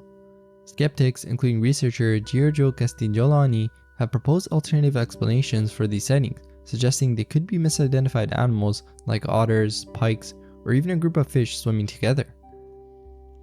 Canvey Lake Monster.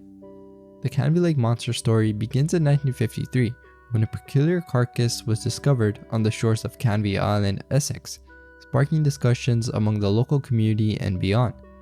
This initial find was described as a marine creature with thick, reddish-brown skin, bulging eyes, and gills along with a pulpy head and leg-like fins.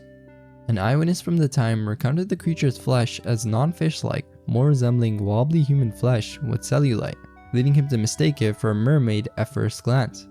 A year later, in 1954, another carcass was found by Reverend Joseph D. Overs, adding to the mystery.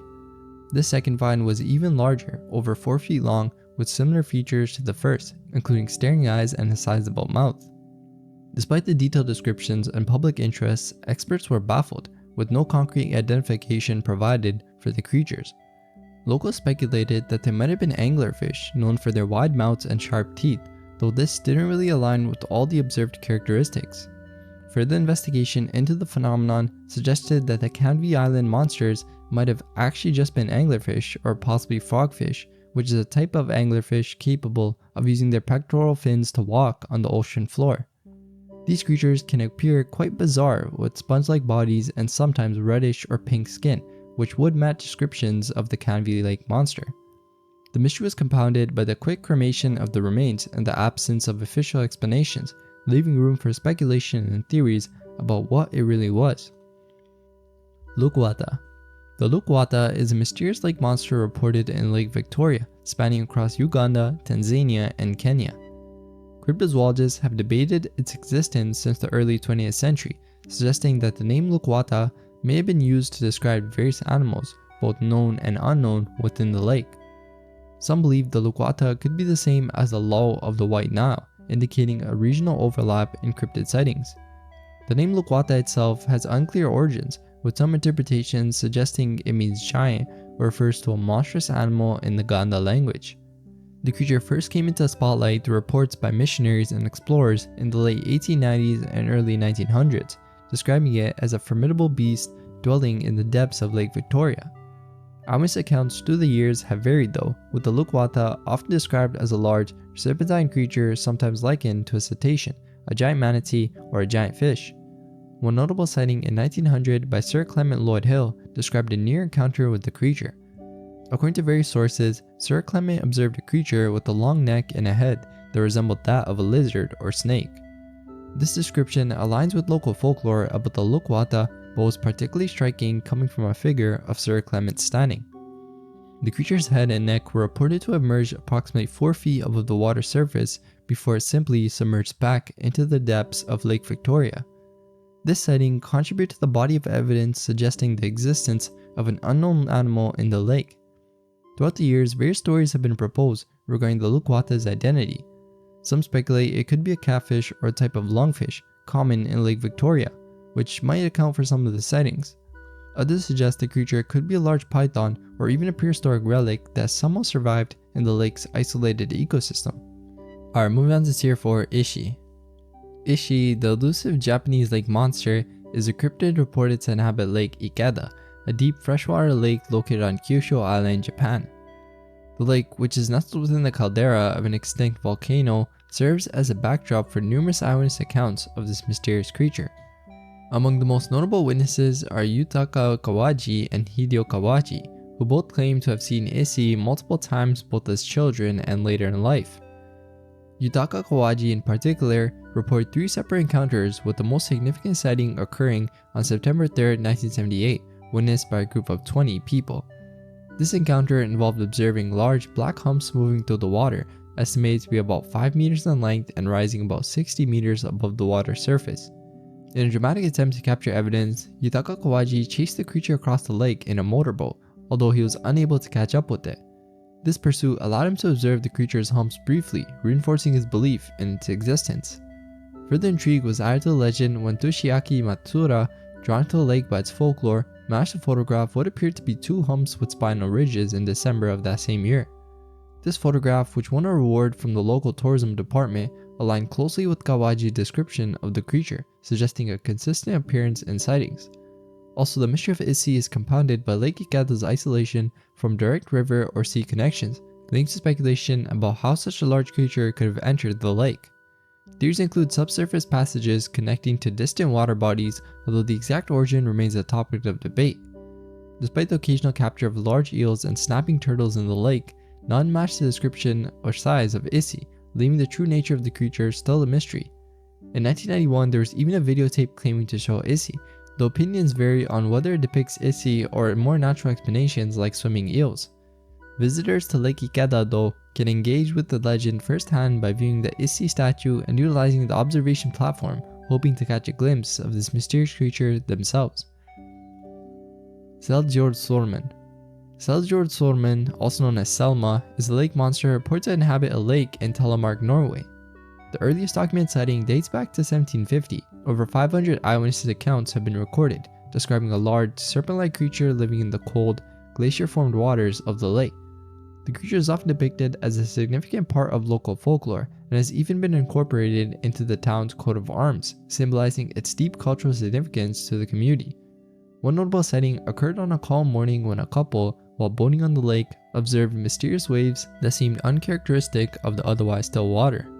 Despite capturing video footage of the phenomenon, the exact nature of what they saw remains unexplained, with some speculating it could have been caused by a natural phenomenon, such as underwater gas releases or floating logs. However, for many, this and other similar accounts reinforce the belief in the existence of Selma. Local leaders and residents, including those who have claimed to see the creature, continue to encourage reporting sightings to better document and understand the mystery surrounding Selma. This ongoing fascination with Selma has not only captivated locals, but has also attracted the attention of scientists and monster hunters. Inspired by successful expeditions to Loch Ness, a team of Norwegian scientists embarked on a mission to uncover evidence of Selma's existence in the late 1900s. Despite employing modern research techniques, including sonar and underwater photography, the creature remains elusive, with physical evidence yet to be conclusively documented. Agua. The agua, a cryptid from the lore of Appalachia, particularly around the waters intersecting West Virginia and Pennsylvania, has been a subject of intrigue and fear for centuries. Its most notable sightings occur along the Monongahela River, a place where legend and reported encounters paint the picture of a creature both fascinating and terrifying. One of the earliest and most chilling accounts of the agua dates back to 1745 in Marion County, West Virginia. According to local stories, a giant two-headed turtle, described as being about 20 feet long and weighing approximately 500 pounds, emerged from the Monongahela River. It's said to have attacked a 12-year-old boy who was fishing on the riverbank, dragging him into the depths from where he never returned. This particular sighting sets a precedent for the agua's fearsome reputation, depicting it as a formidable predator capable of preying on humans. Further sightings and stories shared by local communities reinforce the agua's presence in the collective consciousness of those living near its purported habitat. Descriptions of deep-slide markers leading from the water's edge into the surrounding land, presumably created by the agua's long, thick tail as it dragged its prey back into the river, have added a tangible element to the folklore surrounding this cryptid. The speculation regarding the agua's origins varies, with some researchers suggesting it could be a rogue alligator that ventured far north of its usual habitat, while others propose it might be an unusually large specimen of an alligator snapping turtle. These theories attempt to rationalize the sightings within the framework of known wildlife behavior, but do not diminish the allure and mystery of the agua as a unique entity among cryptid history. Old Greenie. Old Greenie is a legendary lake monster believed to inhabit Cayuga Lake, the longest of New York's Finger Lakes and the second largest in surface area. Stories of a serpent-like creature residing in this glacial lake trace back to the 1800s, capturing the imagination of locals and visitors alike. The lake itself, positioned about 350 feet above the sea level, reaches depths of up to 435 feet, providing a vast and mysterious habitat that could conceal such a cryptid. The lore surrounding Old Greenie gained notable attention in a January 5, 1897 article by the Ithaca Journal, which humorously reported the staff's reluctance to approach the water for fear of encountering the beast. According to local tales and eyewitness accounts, the creature has been described as a large, serpentine entity, drawing comparisons to sea serpents and stirring intrigue among the community. In 1929, reports evolved to suggest not one but two mysterious creatures lurking in Cayuga Lake, speculated to have possibly migrated from Seneca Lake to an underground channel, a theory later debunked by scientific study. Throughout the years, several encounters have perpetuated the legend of Old Greenie, including a 1974 incident where a teenager named Stephen Griffin claimed to have been attacked by the creature, resulting in a broken arm because of the creature's powerful jaws. One of the most compelling documented sightings, though, occurred in 1979 when Jack Marshall and his friends mistook Old Greenie for a fallen tree while boating. As they approached, the supposed log transformed into a 30 to 35 foot creature before disappearing beneath the water's surface, leaving those present in awe and solidifying their belief in Old Greenie's existence. Theories about the Old Greenie's true identity vary though, ranging from misidentified lake sturgeons, rare but previously caught in Cayuga Lake, to hypothetical species of giant freshwater eels. Nonetheless, some eyewitnesses remain convinced that Old Greenie is neither fish nor eel, but something far more mysterious and perhaps even more terrifying. Kelpie.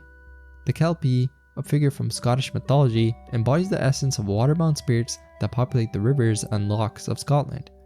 Renowned for their shape-shifting abilities, Kelpies often take the guise of a horse, but they can also transform into human forms to ensnare their unsuspecting victims.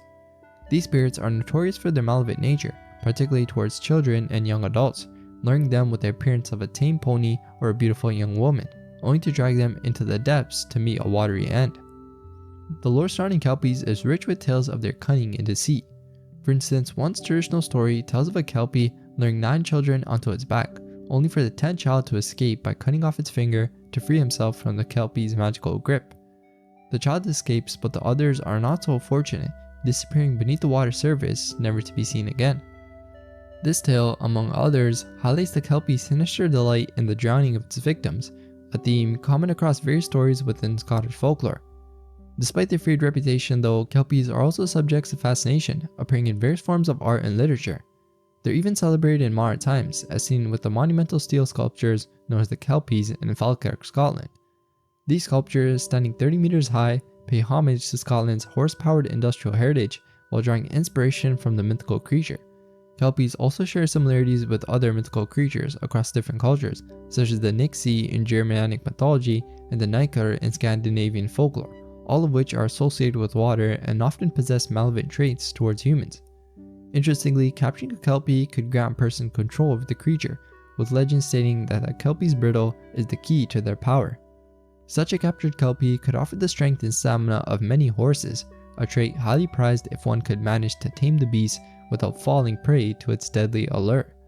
The Kelpie's narrative is basically a cautionary tale against the dangers lurking in the water, serving as a reminder of the respect and wariness that the nature commands. Tier 5. New Delhi Celestial Serpent. The New Delhi Celestial Serpent is a compelling and mysterious phenomenon that was reported over New Delhi skies between May 28, 2008 and October 38, 2015. This mysterious entity has been associated with various UFO sightings in the region, sparking widespread speculation and interest. The first recorded sighting occurred on May 28, 2008, when an individual named Yeekan, during a flight from New Delhi to Guwahati, captured images of a glowing anomaly resembling a coiled shape in the sky. This initial encounter set the stage for subsequent observations of similar mysterious phenomena over New Delhi. On April 28, 2014, another significant sighting took place. An eyewitness described witnessing a strange light that manifested as a yellow glowing ring, accompanied by a bright red dazzle around its top half. This object appeared to float motionlessly in the sky, defying conventional explanations and further adding to the intrigue surrounding the New Delhi Celestial Serpent. The situation escalated on October 30, 2015, when multiple UFO sightings near the Indira Gandhi International Airport prompted a high alert among government security agencies. The Indian Air Force was even authorized to shoot down unidentified objects, highlighting the serious concern of these sightings. On this day, an Air Force officer reported seeing 3 UFOs over a runway, leading to a coordinated response from several key security agencies, although no conclusive evidence was found upon investigation. The strong reaction from the Indian government, combined with the frequency of UFO sightings across India, has fueled speculation about the existence of an extraterrestrial presence, possibly linked to rumored underground bases in the Himalayas. Overall though, the New Delhi Celestial Serpent remains an enduring mystery. Lake Pepin Monster. The Lake Pepin Monster, also known as Pepe, is a creature believed to inhabit the depths of Lake Pepin, a natural occurring lake on the Mississippi River bordered by Wisconsin and Minnesota. Tales of the serpent-like entity have circulated since the 1870s. The Dakota Indians, long before modern sightings, traded their birch bark canoes for sturdier vessels to protect against creatures in the lake that could puncture the thinner canoes, indicating ancient beliefs in a powerful inhabitant within these waters. Larry Nielsen, who was a local businessman, significantly increased public interest in Pepe by offering a $50,000 reward for undeniable evidence of the creature's existence. This move not only aimed at confirming the stories but also at boosting local tourism. Nielsen himself reported witnessing unexplained phenomenon on the lake, such as a large wake moving against the current, fueling speculation about Pepe's reality. Cryptozoologist Chad Lewis notes that reports of Pepe mirror those of the Loch Ness Monster, given Lake Pepin's small size and scenic surroundings. While some speculate that sightings could be attributed to large sturgeon or other known aquatic species, the history of sightings, including those by credible witnesses, leaves room for debate about the lake harboring a yet-to-be-identified creature. The legend of Pepe is more than just a tale. It has become a cultural phenomenon, with merchandise like t-shirts and mugs, and even proposed festivals celebrating the creature. Gloucester Sea Serpent. The Gloucester Sea Serpent, a mysterious creature reported in the waters of Gloucester, Massachusetts, was first sighted in 1817. This sea serpent, described as a colossal entity with a series of humps reminiscent of kegs along its back, was first observed by a skipper navigating the choppy seas of Gloucester Harbor. Its appearance, with a body estimated to be about 60 feet long, covered in black, shiny leathery skin, and moving in a caterpillar-like motion, left an indelible mark on the witnesses.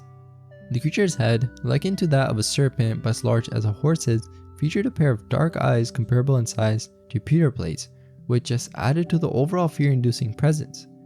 The creature's sightings, spanning from 1817 into the 19th century and even reported into the 21st century, have varied in description, with some accounts comparing its head to a turtle, horse, or even a dinosaur. This variation in eyewitness description suggests a creature of considerable adaptability and mystery. The widespread attention and numerous sightings led the Linnean Society of New England to compile first-hand accounts, culminating in a comprehensive report that remains a significant document in cryptozoological studies. Despite these efforts though, the Gluckester sea serpent's existence has been a subject of debate, with theories ranging from unidentified marine species to maybe even hoaxes. Turtle Lake Monster. The Turtle Lake Monster is a creature said to inhabit Turtle Lake in west central Saskatchewan, Canada. Described in various reports as a creature that ranges from 3 to 9 meters in length, it exhibits a diverse appearance, sometimes scaly or smooth, without a dorsal fin and with a head that could resemble a dog, a seahorse, or a pig. This mysterious being has sparked a range of theories about its existence, including speculation that it might be a massive sturgeon or even a relic of prehistoric plesiosaurs that managed to survive in the lake's depths. Stories of the Turtle Lake Monster date back to pre-settlement days, with local Cree legends warning of a creature whose territory, when ventured into, resulted in people vanishing without a trace. Despite the lack of certainty regarding its appearance, the Turtle Lake Monster has become a part of local culture, inspiring monster burgers and hats sold on the shores of Turtle Lake. Sightings have varied over the years, with descriptions ranging from it having a sleek otter-like body to tearing apart fishermen nets and terrorizing boaters. And on average, about once a year, someone claims to have encountered this creature in the Turtle Lake area. Experts and locals alike have pondered the true nature of the Turtle Lake Monster. Some suggest it could be an unusually large sturgeon, a species known to inhabit nearby river systems and capable of living for decades, thus possibly explaining the sightings. Others speculate about the possibility of ancient aquatic dinosaurs like the plesiosaur having survived in the lake's depths. Despite these theories though, the true identity of the Turtle Lake Monster remains a mystery, with the creature continuing to be a source of fascination and speculation among those who live near or visit Turtle Lake. On to the last tier now, Tier 6. Lengbakkar. The Lengbakkar, deriving its name from the Icelandic words lingi meaning heather and buck meaning back, is a colossal sea monster from Norse mythology, described predominantly in the Over Odd saga. This creature, imagined as a gigantic whale-like entity, is known for its unique and terrifying method of ensnaring its victims. Residing in the chilling waters of the Greenland saga, the Lengbakkar would disguise itself as a heather-covered island, luring seafarers and their vessels towards what appeared to be a safe land. Unsuspecting sailors, thinking they had found a haven to rest or explore, would land on its back. However, this illusion of safety was short-lived. As soon as the crew set foot on it, the Lengbakkar would submerge into the sea, drowning those on its back into the cold, unforgiving waters. The saga narrates a particularly ominous encounter involving Over Odder and his crew as they navigated the Greenland Sea.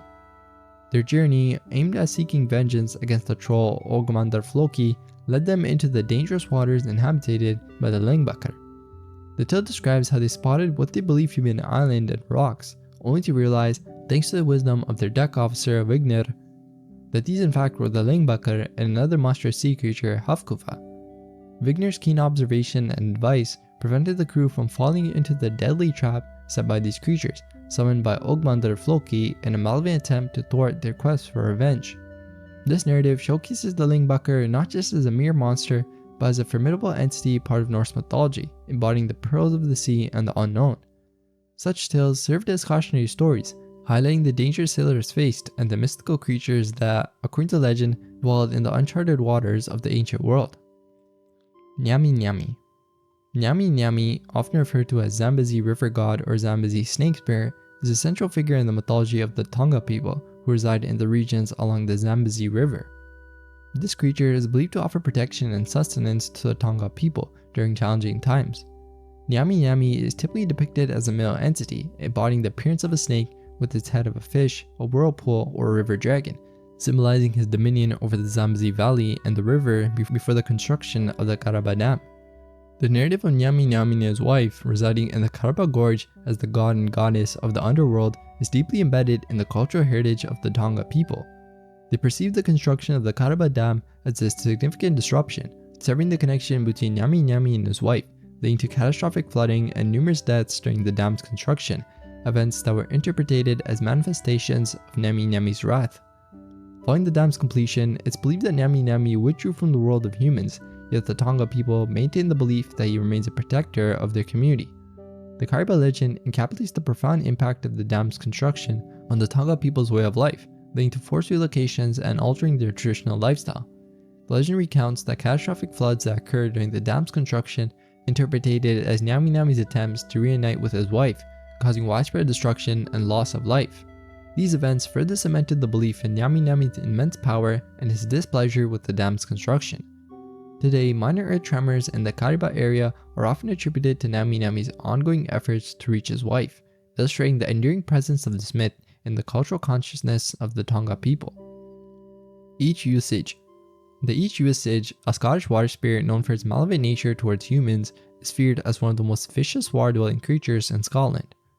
This spirit, which translates to water horse in English, is found in sea inlets and lochs, and is distinguished from the Kelpie by inhabiting bodies of waters other than rivers and streams. Unlike the generally mischievous Kelpie, the Each usage is described as significantly more dangerous, often taking the form of a horse or a man to lure its victims. When approaching as a horse, it's said that the Each usage can be safe to ride until it senses water nearby, at which point it will bind to the rider, drag them underwater, and devour them completely, leaving only the liver to float back to the surface. The Each usage's desire for human women is noted in several tales, where it marks any woman for certain victimhood. It can transform into a handsome young man to approach women, but can be identified by horse hooves or the presence of water weeds or sand in its hair. There are tales of the Each usage being outwitted or fought against humans, but all stories underline the danger it poses and the fear it inspires among communities near its supposed habitats.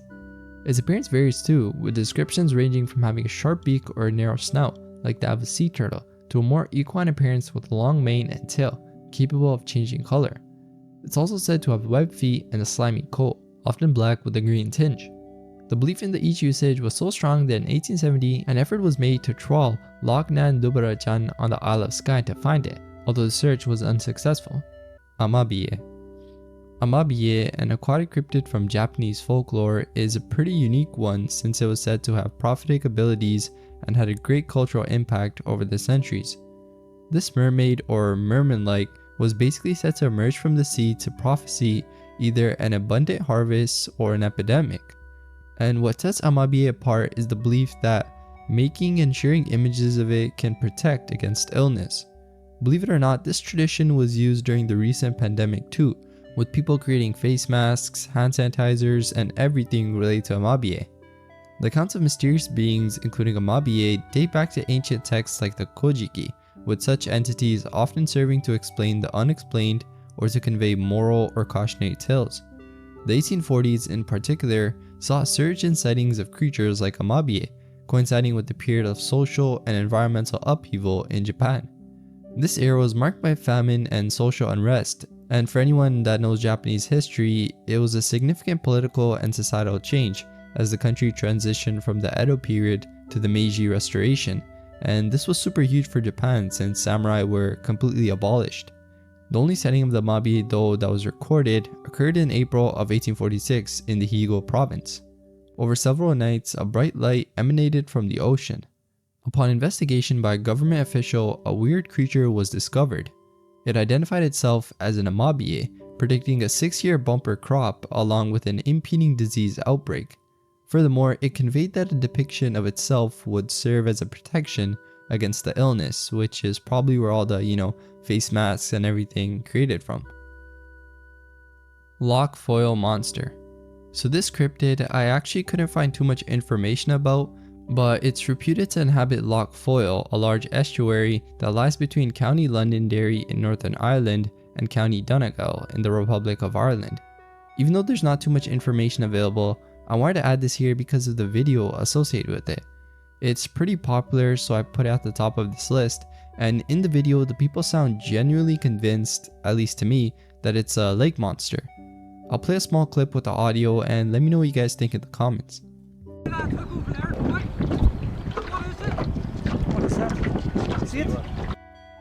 Umibuzu. The Omibozu, another creature from Japanese folklore, is often seen as a giant humanoid figure with a smooth bald head, which sort of resembles a Buddhist monk or sea priest. This sea spirit is known to emerge from calm seas and either breaks ships upon its emergence or demands a bucket or barrel from sailors, only to drown them after. The creature's origins are pretty mysterious though, with some tales suggesting it to be the enraged spirits of monks thrown into the sea, seeking vengeance against sailors by terrorizing them. There's a pretty recent encounter too that happened that I want to add, with an unidentified sea creature by the crew of the 28th Konpera Maru in April 1971 off the coast of Anagawa. This event, detailed in July 17 of the same year, describes a large creature with gray-brown wrinkles and notably large eyes, and about 15 centimeters in diameter. The creature, which lacked a visible mouth and possessed a collapsed nose, surfaced briefly, displaying only half of its body, which was estimated to be around 1.5 meters in length. The murky conditions, though, obscured the full extent of its form, leaving the observers to speculate that the total length of the creature could be several times greater than the portion observed. The fishermen prepared to engage the creature with a harpoon, but it vanished into the depths before they could even act. The incident prompted speculation from a research officer at the Enyo Suisen Kenkyojo, who suggested that the sighting might have been a misidentification of a known marine organism, such as a fish or a whale. However, the size and the peculiar features reported by the crew, like a bald head and everything, didn't match any known species, casting doubt on this explanation and leaving the nature of the Umibuzu still open to interpretation. Kusi. Kusi, also known as Kushi, is another one that comes from Japan, but this one comes from Lake Kushiro in Hokkaido, Japan. Lake Kushiro, the largest caldera lake in Japan and the 6th largest lake in the country, is within Akka National Park. It's known for its volcanic activity, hot springs, and the unique ecological environment provided by its acidic waters, which limit the variety of aquatic life that can thrive there. Witnesses have reported feeling uneasy or disturbed upon seeing the creature, which has been known to make strange grunting or clicking noises. Sightings of the Kusi have been part of the lake's lore for decades too, with increased attention in the 1970s because of several high-profile encounters. In 1974 specifically, footage allegedly captured the creature moving across the lake at high speeds. That same year, a group of 15 witnesses described seeing a large animal with shiny, scale-like skin moving swiftly under the water. Another sighting too in 1988 was reported, involving Mr. Takashi Murata, who reported being paced by a large animal resembling a dolphin, which kept up with his motorboat before vanishing underwater. The Ainu people indigenous to the area have long told stories of giant snakes in the lake, and pioneers in the Meiji area reported similar sightings. Despite the harsh living conditions posed by the lake's acidic waters, these reports have really persisted, suggesting a creature that, if real, must be adapted to a highly specialized ecological niche. Despite extensive searches, including sonar investigations and efforts by TV crews and divers in the 1970s, conclusive evidence of Kusi's existence is not all there. Pinatubo Monster. In 2002, the quiet Philippine village near the Tikis River, located in the Zambales region of Luzon Island, was propelled into a state of fear and fascination because of sightings of large serpentine creatures. These entities, referred to by the local Aida tribesmen as the monsters of Pinatubo, sparked widespread concern and nearly led to a crisis in the village, pushing it to a brink of starvation as the fishermen and their families were terrorized of something maybe lurking in the depths. The creatures were described as huge, black, and serpentine, similar in appearance to Florida's muck monster, yet unlike any known eel, fish, or snake familiar to the Aida people. The first notable sighting occurred on November 5, 2002, when a young Aida boy mistook one of the creatures for a floating log, only to be shocked as it suddenly moved. A significant encounter followed on January 12, 2003, with multiple eyewitnesses reporting a sighting of a 7-foot long and 3-foot wide black animal moving silently down the river. These sightings led to drastic measures within the Aida community to prevent potential harm. In Labuan, a village affected by these events, children were forbidden from bathing or playing in the water, and fishing activities ceased entirely. This led to a dire situation where the villagers had to rely on frogs as their primary source of protein. The Philippine Daily Inquirer published an article on January 14, 2003, where village councilmen Joel Serrano and Alfred Banos appealed to the government for assistance, requesting scientists to investigate the phenomenon. In response, Nelson Bien, a 43-year-old expert from the Bureau of Fisheries and Aquatic Resources with experience in dealing with unusual aquatic creatures, was dispatched to the area. Despite initial investigation that suggested the creatures might be a large congregation of tilapia, which is a common fish, the explanation was met with skepticism. The villagers, accustomed to the river's fauna, found it implausible that they could mistake a school of tilapia for the large serpentine monsters they reported. Speculation arose that the creatures could be a mutation due to high mercury levels in the river, although this theory, along with the true nature of the monsters of Pinatubo, remains unverified. Barmouth Monster. The barmouth monster is a serpentine sea creature reported off the coast of Wales, mostly around the Menai Strait and the Mawadach estuary at Barmouth. Sightings date back to the 1800s, and descriptions of the barmouth monster vary, with some accounts portraying it as a serpentine beast and others liken it to a crocodile with impressively large footprints. Its length is estimated to be around 10 feet, with skin reminiscent of a dinosaur's, so I feel like this could have gone in the prehistoric video. The first recorded sighting occurred in 1805, where a sea serpent wrapped itself around a ship's mast, only retreating after an attack by the crew, yet eerily following the ship for 2 days. Another notable sighting in 1882 was detailed in a letter to Nature magazine, describing a large, fast-moving object with a snake-like or corkscrew motion spotted near the Londonderry Pier. What makes this account kinda interesting though is its attempt at a scientific observation, including independent sketches and a consensus on the creature's appearance and motion. Subsequent sightings include various reports of crocodile-like animals and dinosaur-resembling creatures near the estuary, with descriptions emphasizing long necks, square faces, and large eyes. Also, a significant modern sighting occurred too in 2016, when a pensioner captured a monster-like shape in the estuary of the River Aeron. Theories about the barmouth monster's identity range from a large seal, a European eel, an escaped crocodile, a surviving plesiosaur or tylosaur, an unknown species of fish, or simply a hoax. Our onto tier 2, Rusalka. In Slavic folklore, the Rusalka were conceived as benign spirits in pre-Christian Slavic paganism. They're believed to emerge in spring, blessing the fields with vital moisture to ensure a bountiful harvest. However, this view really contrasts with the more sinister portrayal now that emerged in the 19th century, which depicted Rusalki as malevolent spirits of women who met tragic ends.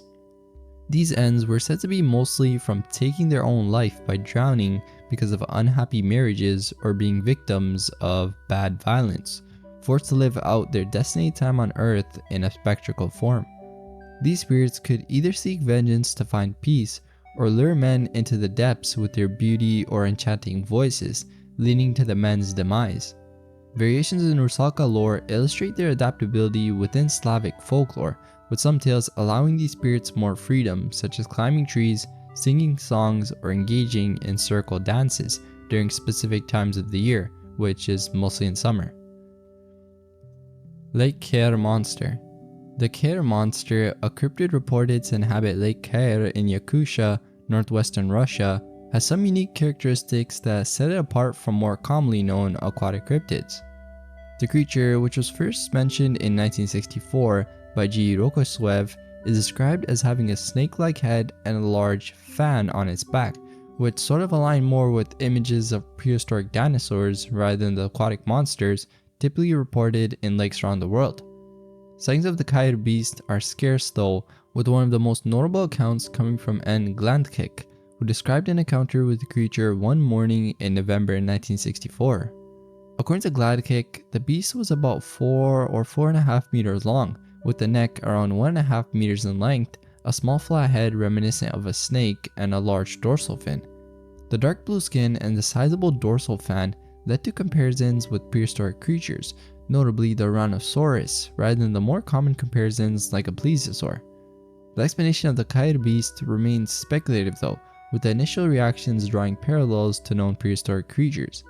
There was even a 1965 expedition to Lake Kher, but failed to uncover any evidence of the beast, yet the local lore and the absence of typical fish and waterfowl in the lake suggest an unusual predator might inhabit these waters, possibly explaining the legend of the bullpike that could swallow a bull whole.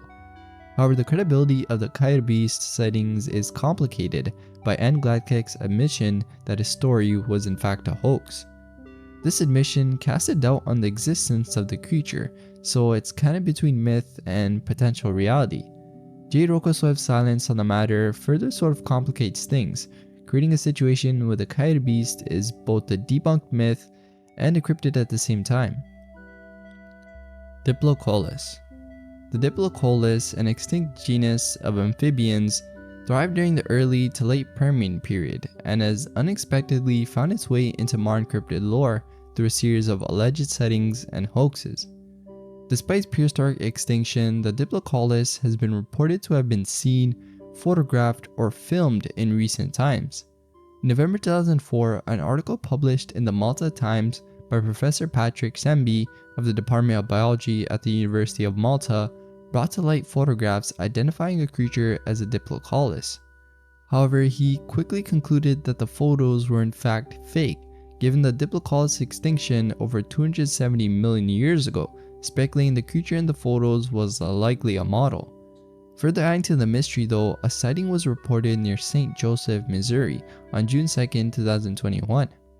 This report suggested the presence of the Diplocolus in a local pond, reigniting discussions and speculation about the possibility of its survival through the ages. However, investigations into the origins of the Diplocolus images revealed that they were traced back to an amateur Japanese model maker who created the model in 1992 and submitted a photo of it to a magazine contest. This revelation categorized the Diplocolus sightings as hoaxes, though they continue to interest many who are fascinated by the possibility of prehistoric creatures surviving into the modern era. Another sighting involved a video showing a pink Diplocolus in a lake. While the creature exhibited minimal movement, its authenticity has been questioned, and though not officially debunked, it's widely considered to be a hoax. Fur-bearing trout.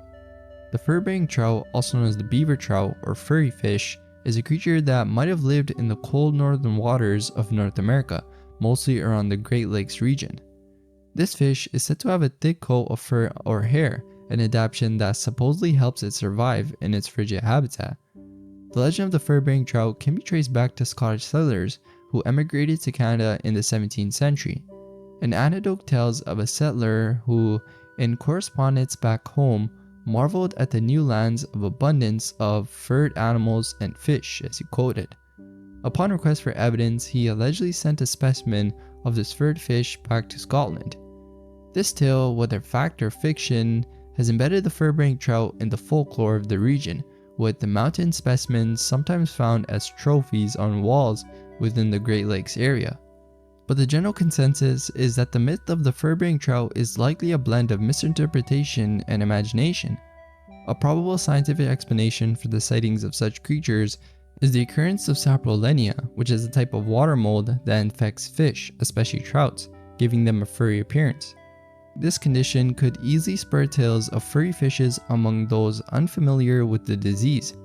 Also, the role of taxidermists in creating fur-covered trout specimens as novelties or hoaxes can't really be overlooked.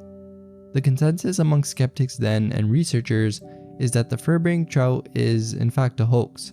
Despite status as a hoax though, the fur-bearing trout has found its way into popular culture, appearing in television shows such as Chilly Willy and Earthworm Jim, and even being classified as an SCP. It also stands alongside what we know as the fearsome critters of North American folklore. Sepatahunan Cave Horse Serpent. The Sepatahunan Cave Horse Serpent is a cryptid from the depths of a cave in Bogor, Indonesia.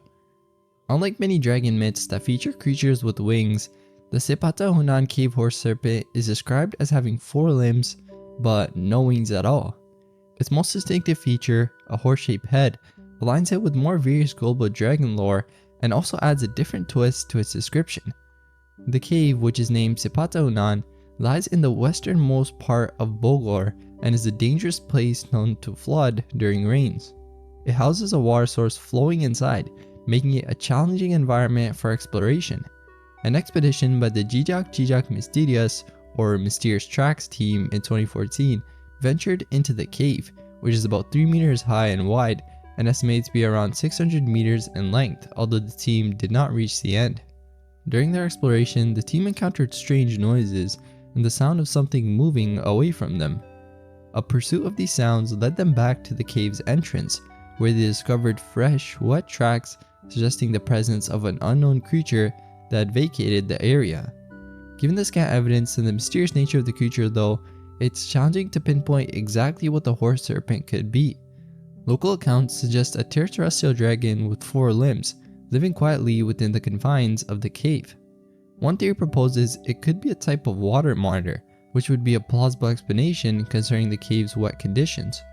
Alternatively, its reptilian appearance and unique horse-like head might suggest it's a cryptid similar to a living dinosaur, in an order that includes species like Iguanodon and Camptosaurus, known for their different head shapes. Iara. Iara, also known as Yuara or the Mother of Water, is a figure from Brazilian mythology. This mermaid goddess, who reigns in the Amazon River, is seen as a guardian of the waters. In various descriptions, Iara's appearance is subject to regional interpretations. Some describe her as a blonde with green or blue eyes, while others envision her with black or entirely green hair and brown eyes. Regardless of these differences, Iara is universally acknowledged for her extraordinary beauty. The legend of Iara has evolved significantly over time though, from the malevolent male figure of Ipupiara, a fishman known for attacking fishermen, to the female entity known today. Iara emerged as a symbol of seduction and peril, luring men with her enchanting voice to their doom in the depths of the Amazon, which is a common theme in these. About her origins, one version recounts how Iara, a formidable warrior among her people, was turned into a mermaid by the moon goddess Jacy after being betrayed by her brothers. Iara's primary power lies in her irresistible song, capable of enchanting men and leading them to their demise in the river's embrace. Some legends suggest that just looking into her eyes can also cast a spell of madness or infatuation. However, her enchantment can be broken through rituals performed by a page. Iara has since transcended her mythical origins though to become a recurring figure in modern Brazilian media, from films and television series to comics and video games. These representations often explore her dual nature as both a protector and a temptress. Our onto tier 3, Bakunawa. The Bakunawa, a dragon from Philippine mythology, has a blend of awe and terror and is deeply rooted in the culture of the archipelago. Often seen as a colossal sea serpent, its appearances are associated with natural calamities such as eclipses, earthquakes, and extreme water conditions, which might have reflected the ancient Filipinos' attempts to understand and explain the forces of nature. This creature is described with some pretty interesting detail too. It's said to possess a mouth vast enough to engulf moons, a fiery red tongue, delicate whiskers, gill-like features, and a pair of wings. Legend has it that the Bakunawa was captivated by the beauty of 7 moons created by Bathala, a supreme deity, to illuminate the night sky. Driven by its fascination, the Bakunawa emerged from the ocean depths to consume these moons one after another, plunging the world into darkness. This act of cosmic consumption angered Bathala, setting the stage for an eternal conflict between deity and dragon.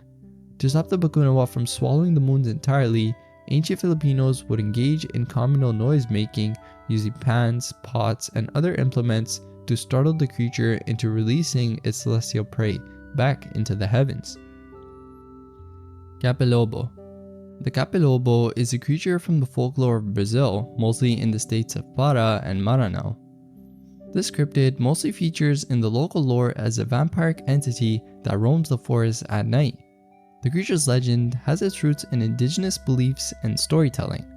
The Capilobo is known to exhibit dual forms too, one animalistic, resembling a tapir but large, faster, and equipped with a shaggy coat of black fur and an anteater-like snout, and the other as a humanoid with a muscular human body topped with an anteater's head. This humanoid form retains the thick, matted fur and possesses skin so tough that bullets are said to bounce off. Despite standing hunched, it reaches a height of 2 meters. The Capolobo's presence is often indicated by its unbearable stench, powerful enough to stun those who encounter it, and its chilling screams can even paralyze with fear. Despite its predatory nature though, the Capolobo doesn't primarily hunt humans. It prefers dogs, cats, and goats, particularly the newborns. However, should a human cross its path, this is pretty creepy, but the Capolobo is said to suck their brains out or sever the carotid artery to consume their blood. Its appetite is also considered insatiable, and it hunts under the cloak of night, driven by ravenous hunger. The Capolobo is more than just a tale though to scare children. It embodies the deep-seated fears and respect the locals have for the forests and their unseen inhabitants. Also, a thing to add, according to legend, humans who choose to spend their last days in the woods might transform into these monstrous beings, forever roaming the forests as Capolobos. Dubarhu. The Dubarhu, often referred to as the water hound or massive otter, is a creature ingrained in Irish folklore. Resembling a massive otter but sometimes described with characteristics similar to those of a dog or a seal, this creature is said to inhabit the waters of Ireland, with notable mentions of its presence in Atchill Island and Glendale Lake, among other locations. The creature's name literally translates to water dog or otter in Irish. The Dubarhu is often depicted as highly aggressive too, especially towards humans and dogs. Ancient tales describe it attacking in a pair or groups, with a strategy that involves one Dubarhu initiating the assault and its companions joining if the first fails. It's also known for its relentless pursuit of prey, capable of following targets through water and onto land without hesitation. Reports of the Dubarhu date back to ancient Ireland, with some of the earliest written records from the 17th century. One of the most intriguing pieces of evidence supporting the existence of the Dubarhu is the Kinlow stone, which serves as a memorial for a woman reportedly killed by the creature. The stone, along with the Glendale stone found in Cornwall graveyard, features carvings that depict the Dubarhu, offering a tangible connection to the folklore surrounding the creature. In modern times, sightings have become really rare though, leading some to speculate that the Dubarhu might be extinct or nearing extinction. However, occasional reports, such as the 2003 sighting by Irish artist Sean Corcoran and his wife on Omagh Island, keep the legend alive and fuel ongoing interest in this mysterious creature. So yeah, the true nature of the Dubarhu still remains a subject of speculation and debate. Some suggest that sightings could be attributed to misidentifications of known animals, such as large seals or otters exhibiting unusual behavior. Others even suggest the possibility of a prehistoric creature that has managed to survive in the secluded waters of Ireland. Ole. The Ole or Ia Napa sea monster has its presence in the waters of Ia Napa, a renowned tourist hotspot on the Mediterranean. Dubbed the friendly monster by local fishermen, the Ole has sparked curiosity and speculation for years, with numerous sightings reported around the scenic Cape Gressel. Unlike the more ominous cryptids of folklore, the Ole is noted for its non-aggressive nature towards humans, though tales of it ripping and dragging away fishing nets adds an element of caution to those who venture into its domain. Described as a colossal sea serpent and dragon, the Ole's ancient depiction aligns with that of a great otter, embodying characteristics that make it both formidable and elusive.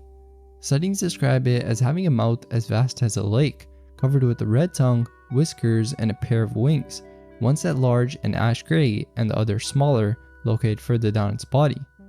This blend of features has fueled speculation about its true actual nature, whether it be similar to a crocodile, a serpent, or something else entirely. The mythology surrounding the Ole is varied too, with some attempting to link it to the Greek mythological creature Scylla. Such connections are drawn from the mosaics in the house of Dionysus and Phapos, depicting Scylla as a giant maiden and torso with the serpent's lower body, surrounded by snarling dog heads. This imagery, while interesting, diverges from the singular entity described in modern encounters with the Ole.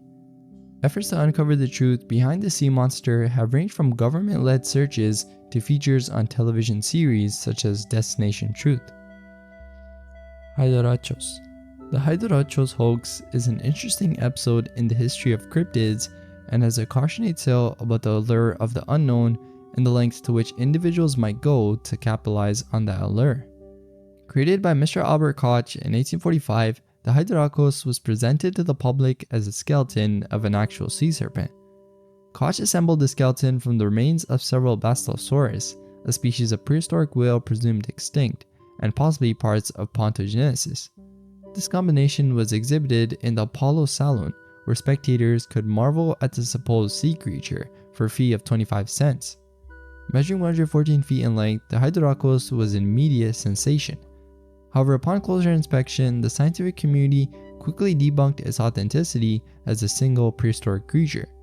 The skeleton's cetacean teeth, which had double roots fitting into double sockets, varied in age from immature to very old, a characteristic that was inconsistent with what one might expect from a single fossilized entity. This discrepancy, among other anatomical inconsistencies, led to the revelation that the Hydrocos could not possibly be a real sea serpent. Some even speculated that it might be the biblical Leviathan Koch claimed to have discovered in Alabama. Alright, on to tier 4, Kvitok. So this one is actually really interesting. The Kvitok of Greenland is a haunting blend of folklore and historical reality and embodies the deep-seated fears and cultural beliefs of the Greenlandic people. A Kvitok, as described in the tales, is essentially a ghostly figure or revenant, regarded as a man who has been banished from his community. This punishment in the harsh and unforgiving landscapes of Greenland was seen as similar to a death sentence. The isolation and extreme conditions meant survival was next to impossible without the support of a community. Thus, the banished became Kvitok, wandering eternally in the mountains, caught between life and death. These stories, while they serve as a cautionary tale for the living, are actually grounded in the sad realities of Greenlandic life in bygone days. The practice of banishment was a severe but real aspect of their justice system, serving both as a punishment for the individual and a deterrent for the community. The Kvitok then is not just a spectral entity but a reminder of the consequences of social transgression. The belief in Kvitok is also so ingrained in the culture that encounters with these ghostly figures are treated with utmost seriousness by the Greenlanders, including those who are well educated and have been exposed to various cultures around the world. One account involves a man discovering human bones under a pile of rocks, a sight not uncommon in Greenland due to its dry, cold climate which preserves remains for long periods. This account, connecting directly to the lore of the Kvitok, instills genuine fear. The fear of Kvitok extends to practical advice for those who dare to venture into the hills, with locals suggesting carrying matches, a needle, and thread. These items, seemingly mundane, are believed to offer protection or means of bartering with the Kvitok. Tizuruk. The Tizuruk is a cryptid often classified as a sea serpent, reported to inhabit the subarctic waters near King and Nunavik Islands in the Bering Sea, off Alaska's Pacific Ocean coast. This elusive creature has drawn comparisons to several known sea beings, including the Wasco, Sisutiel, Stellar Sea Ape, and Cadborosaurus. Some cryptozoologists theorize the Tizuruk could be a pinniped, similar to the Antarctic leopard seal, but residing in the northern hemisphere, thereby acting as its counterpart. Accounts of the Tizuruk were first brought to broader attention by ethnologist John White, who, through interactions with King Island's inhabitants, learned of the profound respect and fear for this creature. These locals recounted tales of fatal encounters with the Tizuruk, emphasizing its dangerous nature. Later, in 1983, further anecdotes emerged from Coast Guard personnel and local communities. Speculation about the Tizuruk's true identity is varied though, with some experts like Leroy P. Mackel suggesting it could be either a type of ancient Zeuglodon or a larger northern variant of the leopard seal, distinguished perhaps by less visible forelimbs. This theory draws on similarities in how both the Tizuruk and leopard seals are said to respond to sounds made by boats. Gamahuero. The Gamahuero is a mysterious creature from the mythology of the Chiloé archipelago in Chile. Described as having the form of a calf or bull with a distinctive single horn protruding from its forehead, this cryptid has a blend of terrestrial and aquatic characteristics. According to local lore, the Gamahuero is born in freshwater environments but is driven by an innate urge to migrate towards the sea immediately after its birth, sort of like how turtles are. This journey from river to ocean is considered a really significant aspect of its life cycle. The diet of the Camahuero is said to be carnivorous too, encompassing both fish and in some tales humans, which further adds to its fearsome reputation among the local populace. However, it's the Camahuero's horn that holds the most intrigue and value. This horn is believed to possess medicinal properties capable of rejuvenating men and even has the mythical ability to give birth to another Camahuero when planted. Such attributes make the horn a sought-after commodity, with shamans often seen in folklore as hunters of the Camahuero, eager to harvest its horn for its potent qualities. One traditional use of the horn involves scraping shavings into a concoction of seawater and apple cider, transforming it into a mixture said to restore vitality and youthfulness in older men. This practice shows how the Camahuero's significance is not only in the realm of mythology, but also in traditional medicine and cultural rituals. Tarasque.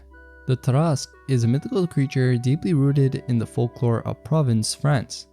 It's characterized by its distinctive appearance, combining features of multiple animals. It possesses the body of an ox, 6 bear-like legs, a lion's face, and a turtle's thorny shell, with a scaly tail ending in a scorpion's stinger. Despite somewhat endearing short and stout physique, the Tarasque is a great dragon, described in the Golden Legend as a creature half animal, half fish, larger than an ox and longer than a horse, with sword-like teeth and horns.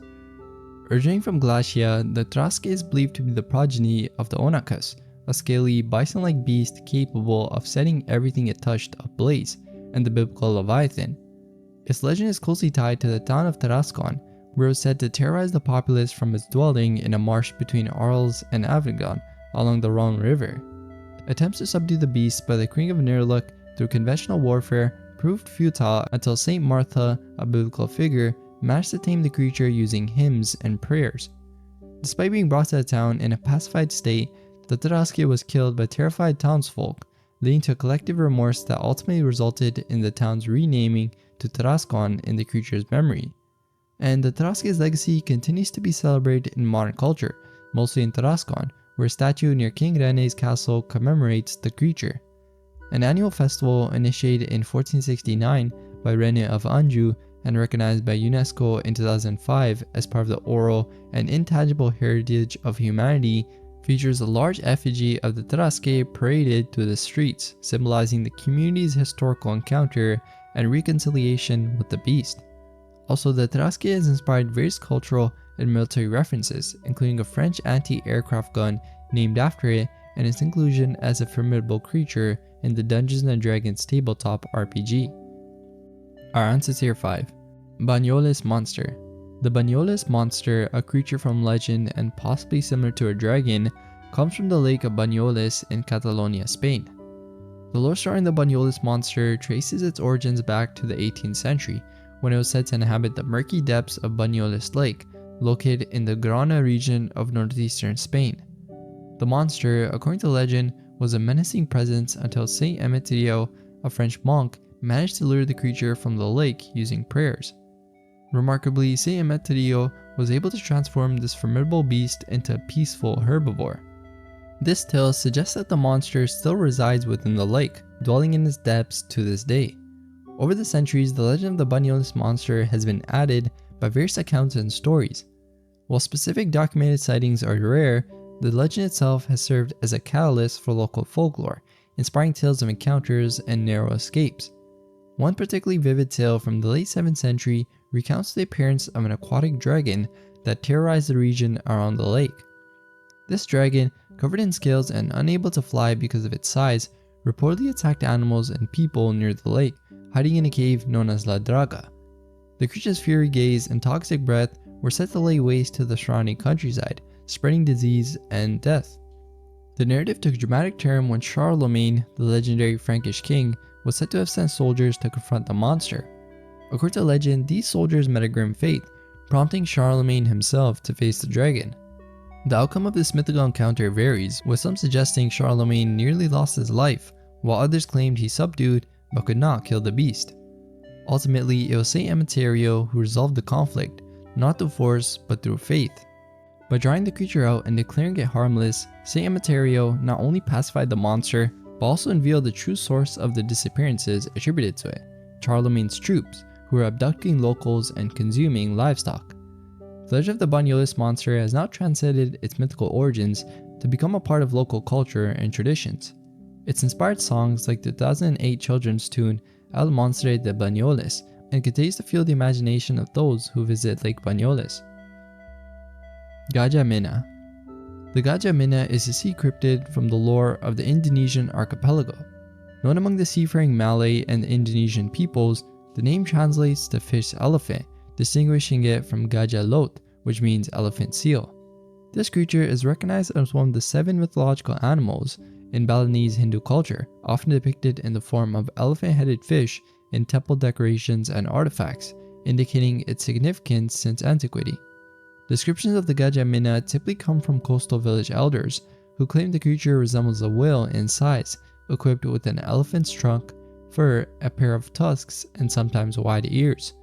These descriptions suggest that Gajah-Mina inhabits deep waters, making sightings rare. The creature's skin is said to have soft fur, and fishermen reportedly fear encountering it, associating Gajah-Mina with bad luck. Also, there have been notable sightings and discoveries related to Gajah-Mina.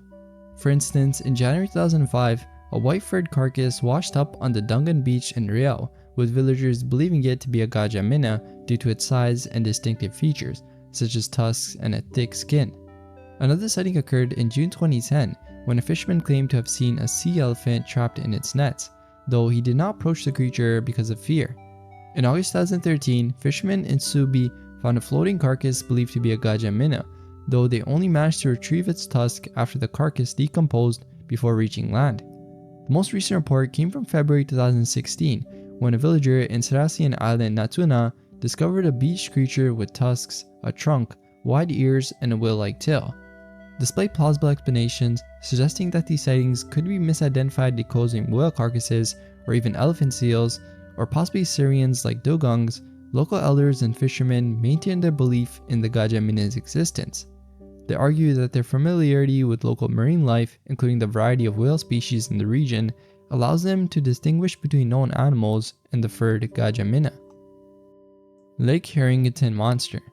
The Lake Harrington monster, also known to locals as the eel pig, is a mysterious creature reported to inhabit Harrington Lake in Kentucky, USA. The legend of the Lake Harrington monster dates back to the lake's completion in 1925, with reports of the eel pig circulating since then. Among the most notable sightings, University of Kentucky professor Lawrence S. Thompson reported multiple encounters with the creature in 1972, which he detailed in an interview with the Louisville Courier. Thompson's inability to identify the creature he observed swimming in the lake multiple times contributed to the mystery of the Lake Harrington monster.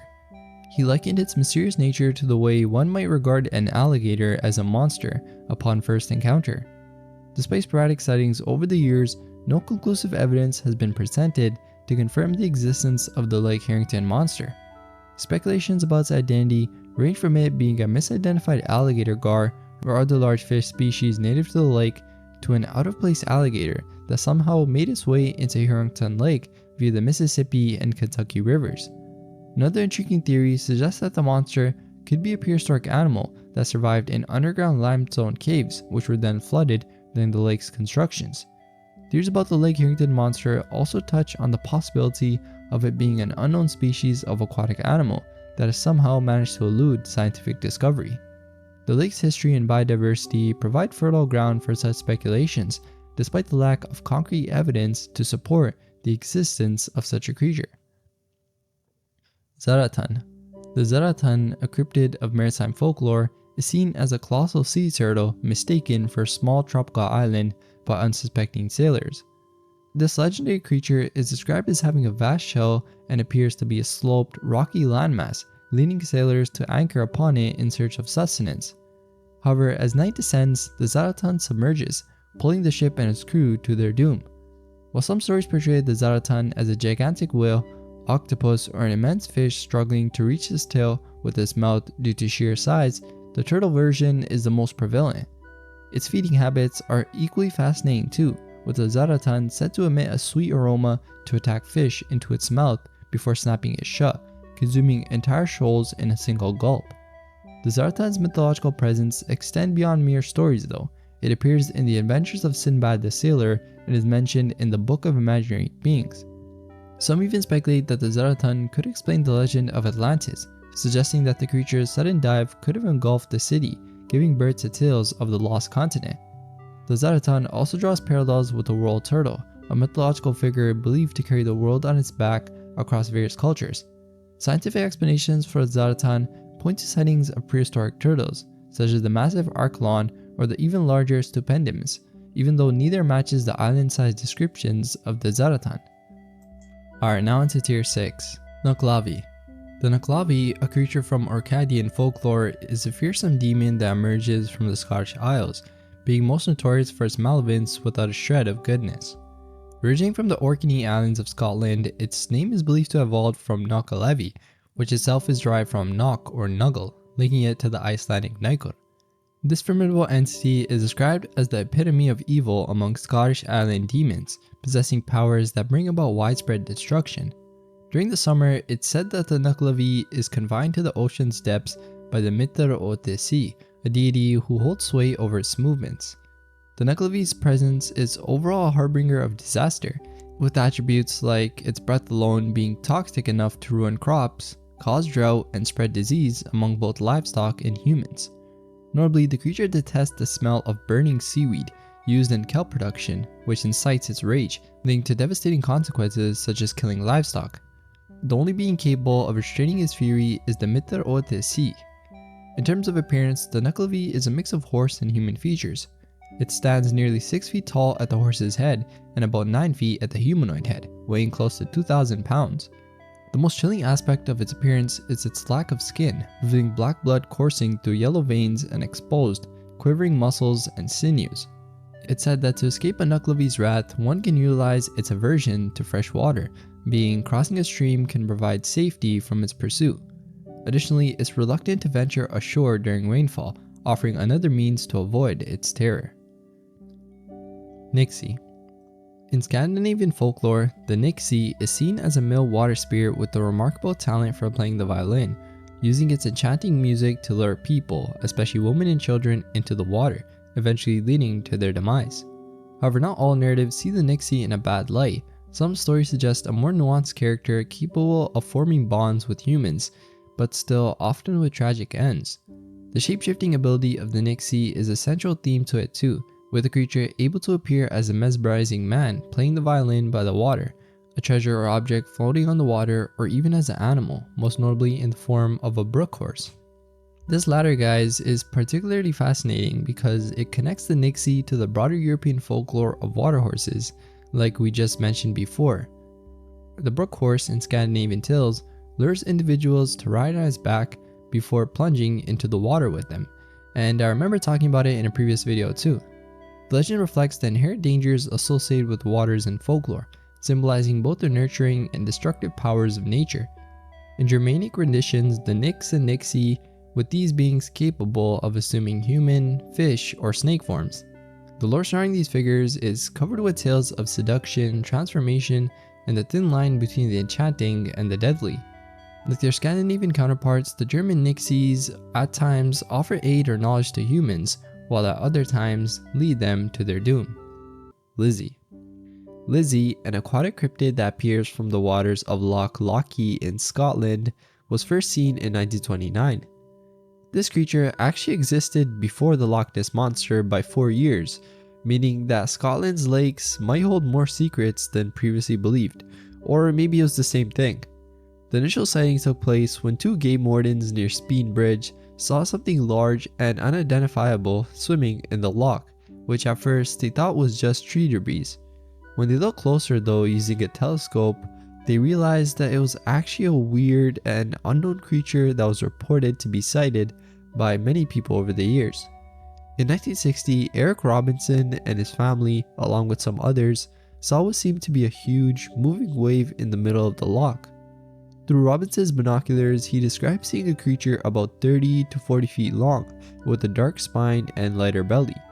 The creature even had a large flipper before disappearing under the water, as they claimed. Another sighting in 1975 involved Mrs. Margaret Sargent and her family, who saw an unusual wake followed by a long, black shape moving through the water. However, by the time she went to try and capture it on camera, the creature just vanished. And fishermen too also became interested in the Loch Lochy cryptid. In 1996, Alistair Stevenson encountered a creature he thought was around 18 feet long while fishing for a pike. The creature, which Stevenson had hoped was a large pike, was so powerful that it started pulling his boat. The encounter ended when Stevenson's line and rod snapped, which left the identity of the creature unknown to him. When cryptologist Cameron Turner went to investigate all this, he reported important findings in Loch Lochy near Speen Bridge, using sonar to find a large object moving deep beneath the surface. Follow-up expeditions discovered unusual deep trenches in the loch's bottom, suggesting that Loch Lochy could possibly be the deepest inland lake in Europe if these discoveries are accurate. And that does pose some questions that if it is that deep, it could maybe harbor some unknown animals, but yeah, it's still up to speculation. Beebe's abyssal fishes. Beebe's exploration of the ocean's depths and his discovery of abyssal fishes during the 1930s really caught the interest of those fascinated by the mysteries of the sea, especially since back then the ocean was even more unexplored than it is now. William Beebe, a famous zoologist, came across these creatures while inside a bathysphere off Bermuda's Nonsuch Island in the deep Atlantic Ocean. His findings, which included the abyssal rainbow gar, Bathysphaera intacta, 5-line constellation fish, and a few others, brought many debates and discussions within the scientific community. Beebe's descriptions provide the first time there was actually direct observations of deep sea life in their natural habitat. During an expedition on November 22, 1932, Beebe saw two unusual fish bodies that resembled barracudas but covered with glowing organs that emitted a pale blue light at a depth of 2,100 feet. These fishes had unique features like undershot jaws, numerous teeth, photophores along each side, and tentacle-like structures with light-emitting organs. Beebe named them Bathysphaera intacta, a new genus because of their distinct characteristics from known scaleless black dragonfish species. His expeditions also led to the discovery of other mysterious species too, like the pallid salafin found at depths of 1,500 and 2,500 feet, and the 3-starred anglerfish too, spotted at nearly 2,470 feet. The 5-line constellation fish and abyssal rainbow gar were also interesting finds too, that showed the diversity of life adapted to deep sea ocean conditions. Despite Beebe's detailed descriptions though, these untouchable as quoted species have never actually been captured and, photographed or documented properly. If Beebe's observations are correct though, these species hold secrets of the ocean briefly revealed to humanity. If Beebe's observations are correct though, these would be completely new species that hold a lot of mysteries, and it would be really interesting if we got to find them. Dismet Lake Monster. The Dismet Lake Monster, also known as Smetty, is a creature believed to live in Lake Desmet in Johnson County, Wyoming. Lake Desmet, named after Father Pierre-Jean Desmet, a Jesuit priest famous for his missionary work with Native Americans, is located in a geological formation that exists in a natural basin formed by sediment collapse into spaces that were left by burned coal deposits. So basically, it was originally a lake with high alkali metal levels, making the ocean an unwelcoming area. It ended up going through a bunch of changes though in salinity and pH levels from 1885 to 1915. Human interventions, including dam constructions in 1917, 1957, and Texaco's acquisition in 1976, have grown greatly and really changed Lake Desmet. It ended up going through a bunch of changes though in salinity and pH levels from 1885 to 1915. Human interventions, including dam constructions in 1917, 1957, and Texaco's acquisition in 1976, have grown greatly and really changed Lake Desmet, increasing its size from 1,500 acres to around 3,600 acres. It was during these changes that the legend of Smetty arose, with stories of an alligator-like creature lurking in the lake's depths, even reportedly snatching a Native American child in one account. These tales have been backed up and supported by historical reports, like that of Edward Gillette, a railroad surveyor who recorded accounts of sea serpent sightings in the lake, describing that the creature resembles a long telephone pole with lard buckets attached, as quoted, possibly meaning its fins or its flippers. Dutch flying jellyfish. The Dutch flying jellyfish in the case of UFO sightings is pretty interesting, since it strays a lot from the typical disc or cigar-shaped anomalies usually reported. Harry Purden discovered it in the Netherlands on June 1st, 2015, while taking pictures of the sky after a storm. This unusual sighting fits in the category of atmospheric jellyfish, a type of UFO that looks like marine creatures but is seen floating in the sky. Enthusiasts and scientists like bird scientist Dr. Maggie Eldon Pocock have wondered about these to possibly be signs of aliens. Harry Purden came across the Dutch flying jellyfish unexpectedly while trying to take a photo of a stormy sky, noticing a strange flash that wasn't actually from his camera. When he checked his photos, he found an image that was similar to a jellyfish with a greenish glow floating in the dark sky.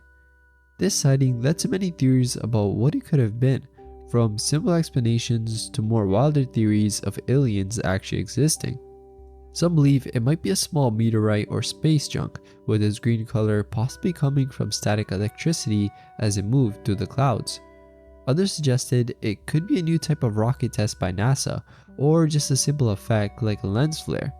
Some UFO enthusiasts though still hope it could be a spacecraft from another planet, but Purden himself leans towards a more meteorological explanation, suggesting it might have just been an unusual light pattern through storm clouds. Borneo's giant snakes.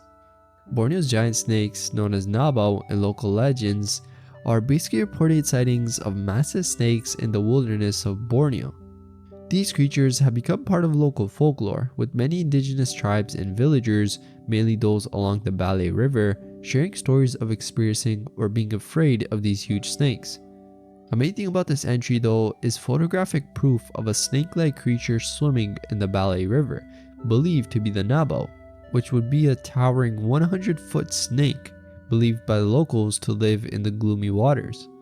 However, after examining the evidence properly, which was an aerial photograph, it showed that the image was actually a fake. While it first caused excitement and even became discussed by news outlets, the photograph was later proven to be a photoshopped hoax. Skeptics and digital investigators, including YouTuber Bill's channel, pointed out the inconsistencies in the image, proposing possibilities such as a log or speedboat, or simple digital manipulation. Despite this, the legend of the Nabau still continues, with some villagers remaining firm in their belief of the existence of this ancient snake. Bahamut. Bahamut, mainly portrayed in Islamic mythology as a huge giant fish who supports the land, is a figure mentioned in various mythological traditions. This merry jinn, sometimes described with a monstrous head and hippopotamus-like teeth, is said to have an important role in the cosmic structure. In Arabic folklore, Bahamut is described as a giant fish carrying the land, connected to stories that date back centuries, with the creature mainly positioned at the base of a multi-layering of earth, sky, and sea. Accounts from George Louis Borges and Edward William Lane, based on cosmological descriptions by Ibn al-Wardi, describe the Bahamut as being too huge for humans to understand, supporting not only the land but also many other beings and structures on its back, such as a bull named Kujata, a ruby mountain, and an overseeing angel. The interest around Bahamut goes beyond its origins in Islamic cosmology though, to influence even modern popular culture, where it has been reimagined in different ways, from a benevolent dragon god of justice in Dungeons & Dragons, to even a world-threatening existence in collectible card games and video games like Final Fantasy and Rage of Bahamut. Each different interpretation adds different twists to the legend, shifting Bahamut from a mysterious cosmic fish into a more terrifying dragon or even a mythical creature able to change the destiny of a world. And I know Dungeons & Dragons is really popular, so let me know if you've ever seen it in the game. Our answer tier 2, Charles Mill Lake Monster. The Charles Mill Lake Monster is an unusual cryptid found in North America. It was first seen in 1959 near Charles Mill Lake in Mansfield, Ohio by 3 teenagers, and it was described as a tall, armless amphibious creature with green eyes and webbed feet. The lake, built in 1935, is said to be the cryptid's home, along with catfish that usually reside there. The encounter I wanted to add with the creature involved Denny Patterson, Wayne Armstrong, and Michael Lane, who witnessed a 7-foot-tall being emerging from the lake. Even though the sighting was brief, the description of the creature, which had a lack of arms and webbed feet, separates it a lot from other legends who are more water-dwelling. But overall though, there's kind of a lack of sightings or evidence. Although tracks resembling those of skin divers were found near the lake, the actual creature was never located. Cryptozoologist Lauren Coleman ended up visiting the site and noted the ideal habitat the swampy lake would provide for this creature. Also, the legend of the Charles Mill Lake monster is connected to another creature too, known as Orange Eyes, which is a hairy humanoid with glowing eyes in the same area. While both creatures share the trait of glowing eyes, their physical descriptions differ significantly, with Orange Eyes resembling Bigfoot more closely. Some doubt the creature's glowing eyes could be a reflection of artificial light rather than bioluminescence. This optical phenomenon, seen in certain animals in specific lighting conditions, could explain the shifting colors of the cryptid's eyes without resorting to more supernatural explanations. Arkansas Goro. The Arkansas Goro, a creature that falls more into the category of fearsome critters than anything, is a mysterious being believed to live in the caves of Arkansas, specifically in Searcy County. Its name comes from the Goro sound it's rumored to produce while hunting, which overall adds to its scary legend as it's said. The tale of the Goro gained public attention mainly through an article in the Arkansas Gazette on January 31, 1897, written by Albert Smithy and featuring illustrations by Elmer Burris. The story originated from the accounts of William Miller, who was a businessman from Little Rock and who heard stories of the Goro during his journeys into the Ozarks. This creature was blamed for the deaths of livestock and pets near Blanco and Searcy County, prompting Miller to gather a group to hunt down and try to confront the creature. The reported encounter concluded with the group managing to kill the creature after a tough fight, and there were claims that the body was sent to the Smithsonian Institution, but it never arrived. Additional sightings and stories surrounding the Goro, such as one involving E.J. Rhodes encountering the creature in a cave called Devil's Hole, suggest that the Goro may not be a singular being, but actually a whole species of creatures, with young ones hatching from large, soft-shelled eggs. Despite its prominent place in local lore though, and its appearance in popular works like Lenwood S. Sharpie's The Plaid Fairy Book, the existence of the Goro is more likely to be regional folklore that has been embellished over time, possibly influenced by Ozark folk humor. Theories to elucidate the Goro's existence range from mistaking known animals, like the American alligator, to completely made up stories created for entertainment or even moral teaching. Ahuizotl. The Ahuizotl is a creature from Aztec and Mayan mythology, with its story also present in the folklore of the Hopi and Shasta tribes of North America. It's been traditionally described as resembling a small dog with distinctive markings on its head, small ears, and notably a hand at the end of its tail. Some suggest that the creature may have been actually a real animal, possibly related to otter, or ferrets. It was said to lurk in bodies of water, producing cries that imitated those of a child or a distressed woman to lure unsuspecting individuals close. It was believed that once a person approached, the Ahuizotl would use its unique tail hand to strangle the victim and subsequently consume the eyes, nails, and teeth before discarding the body. Even Hernan Cortes is said to have reported a bout with the Ahuizotl to the king of Castile, claiming that one of his men fell victim to the creature. This historical account lends a bit of credibility to the tales of the Ahuizotl, suggesting that the legend was well known and even feared during the Spanish conquest. In contemporary culture though, the Ahuizotl has made appearances in various forms of media, showing the enduring interest in this being. Its adaptability and continued relevance can be seen in the works such as The Secret Saturdays and even My Little Pony Friendship is Magic, which was something I really loved watching as a kid. Aya Napa Sea Monster. The Aya Napa Sea Monster, also known as Tu Filioco Tiras or the Friendly Monster by local fishermen, is rumored to inhabit the waters near Aya Napa, Cyprus, mainly around the Cape Gresso. This area, which is a popular tourist destination in the Mediterranean, has been the site of numerous sightings of this creature. Despite the sort of monstrous reputation it has, there hasn't been any reports of the creature harming humans, although it has been accused of damaging fishing gear. Some local newspapers have referred to the phenomenon as the Cyprus Loch Ness, which draws comparisons to Scotland's iconic Loch Ness Monster. The true nature though of the Aya Napa Sea Monster has some speculation behind it, with theories ranging from a crocodile to a serpent-like being. Most of the evidence of the creature is anecdotal though, meaning it's based on folklore and eyewitness accounts from tourists and locals. There's also limited photographic evidence, mainly consisting of unauthenticated short films and pictures.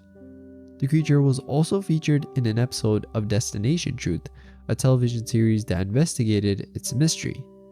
And the myth of the Aya Napa Sea Monster has also been associated with the ancient Greek mythological creature Scylla. Mosaics from the 2nd century AD in Paphos, Cyprus, depicted Scylla as a monstrous figure with the torso of a maiden and the lower body of a serpent, along with 6 dog heads. In recent years, government officials have conducted searches for the monster in an effort to uncover the truth behind the reported sightings. Tourists are drawn to the possibility of encountering the Aya Napa Sea Monster, making it a great attraction for boating day trips in the area. Local hotels also benefit from the proximity to areas where the monster has been sighted, which shows how it really has a lot of impact on the region's tourism industry and just the whole culture over there. Canadian and Cuban albino shark. The Canadian and Cuban albino shark has been sighted in the Gulf of Mexico and off the coast of Cuba. This creature, believed to be a variation of the great white shark, challenges the traditional understanding of shark habitats and sizes. Even though the Gulf of Mexico is not typically known as a habitat for great white sharks, there have been occasional sightings of these predators, including albino variations as far south as Corpus Christi and Padre Island, as confirmed by the Texas Parks and Wildlife Department. One of the most famous encounters involving the Canadian and Cuban albino shark occurred in June 1945 when 6 Cuban fishermen from Cojimar went out fishing in a small skiff. After several hours passed without a catch, their day took a sudden turn when a massive shark, later known as El Monstruo de Cojimar, attacked their boat. The ensuing battle between the fishermen and the shark, which aggressively tried to overturn the skiff, ended with the capture of the shark. Reports claim that the shark was more than 21 feet long and weighed about 7,100 pounds, making it pretty insane and would have been considered one of the largest great white sharks ever recorded. However, there's been some debate over the accuracy of these measurements, with some suggesting a smaller size and questioning the absence of an official weigh-in. The legend of the Canadian and Cuban albino shark is also linked with other stories of gigantic sharks around the world, such as an alleged 36-foot shark in Australia and even larger one in New Brunswick. While these reports are really extraordinary, they add to the wider narrative of giant sea creatures, possibly undiscovered in the depths of our oceans. And recent sightings continue to support the idea of unusually large great white sharks, with incidents like the attack near Stradbroke Island, Australia, where an 11-foot shark was nearly cut in half by a larger shark, and even sightings of a dinosaur-sized shark off the coast of South Africa. Our answer theory 3, Abaya. According to Melanesian mythology, the Abaya is a massive and magical eel that is believed to live in the deep waters of freshwater lakes in the Fiji, Solomon, and Vanuatu Islands. This creature is known not only for its large size, but also for its protective nature towards the other creatures in its aquatic environment, since it's said that the Abaya considers all beings in the lake as its own offspring and will fiercely defend them against any potential dangers. Legends also mention how the Abaya has the ability to create large waves with its strong tail, using this as a defense mechanism against anyone trying to harm the creatures in its territory. One version of the myth even suggests that the Bahia can bring about heavy rainstorms, causing floods to punish those who harm the beings in its domain. While the extraordinary powers associated with the Bahia may have originated from human imagination and the fear of the unknown, some believe that the myth could have originated from actual encounters. It's thought that these stories could be based on sightings or interactions with the giant eel species that is yet to be discovered living in the secluded depths of the freshwater lakes on these islands, which sounds a bit plausible. Aydakar. During the summer of 1975, Lake Golkol in Kazakhstan became the backdrop for an extraordinary encounter. Anatoly Perchersky, a geological professor and geographer, along with his son Volodya, set out on an adventure that many might dismiss as a wild goose chase. Their quest was to seek evidence of the legendary Aydakar, also referred to in some tales as the hug snake, a massive serpent believed to inhabit the depths of the lake. Driven by curiosity and stories of this colossal creature, the Percheskas decided to investigate the mysteries of Lake Golkol firsthand. Their expedition, which was fueled by a mix of scientific curiosity and local folklore, aimed to uncover the truth behind the sightings of the lake monster that a lot of people were talking about. As luck, or perhaps fate, would have it, their efforts were rewarded in the most unexpected way. While observing the tranquil waters of the lake, they noticed an unusual disturbance on the surface. About 25 feet away from their position, the water began to churn violently, breaking the lake's calm demeanor and hinting at the presence of something formidable beneath. What happened next is really what stands out though. According to Percheske, a massive serpentine creature emerged from the disturbed water. With wide-eyed astonishment, he observed the beast, noting its enormous head, which he estimated to be around 6 feet in length. The creature's body, which was serpentine and bulky, stretched an imposing 50 feet in length, according to his estimation. The sight of such a creature in the flesh was enough to send a lot of adrenaline through the observers. Percheska, driven by instinct and a sense of urgency, shouted to his son to make a swift retreat. Together, they scrambled up a steep embankment, putting distance between themselves and the creature that had just breached the surface. Realizing the gravity of their encounter and perhaps hoping to gather evidence, the pair hurried back to the camp to retrieve a gun. However, by the time they returned to the shoreline armed and ready to face the creature, it had already begun its descent back into the depths of Lake Golkol, leaving behind more questions than there are answers. Lake Elsinore Monster. The Lake Elsinore Monster, also known as Elsie or Hamlet, has a history of sightings that span over a century. The first recorded sighting dates back to 1884, when observers reported seeing an enormous sea serpent in the lake's waters. This initial encounter set the stage for future sightings and added to the growing legend of Elsie. In 1934, the monster was spotted by C.B. Greenstreet, who described seeing a creature about 100 feet in length, with the tail extending roughly 30 feet. This particular sighting was significant not only for the detailed description provided, but also because it led to the creature being named Elsie and Hamlet, names that have stuck to this day. The sighting helped propel the monster to fame, making it a notable point of interest in Lake Elsinore, and years later in 1967, a family witnessed a dark creature covered with humps emerging from the lake, which added to the growing collection of eyewitness accounts.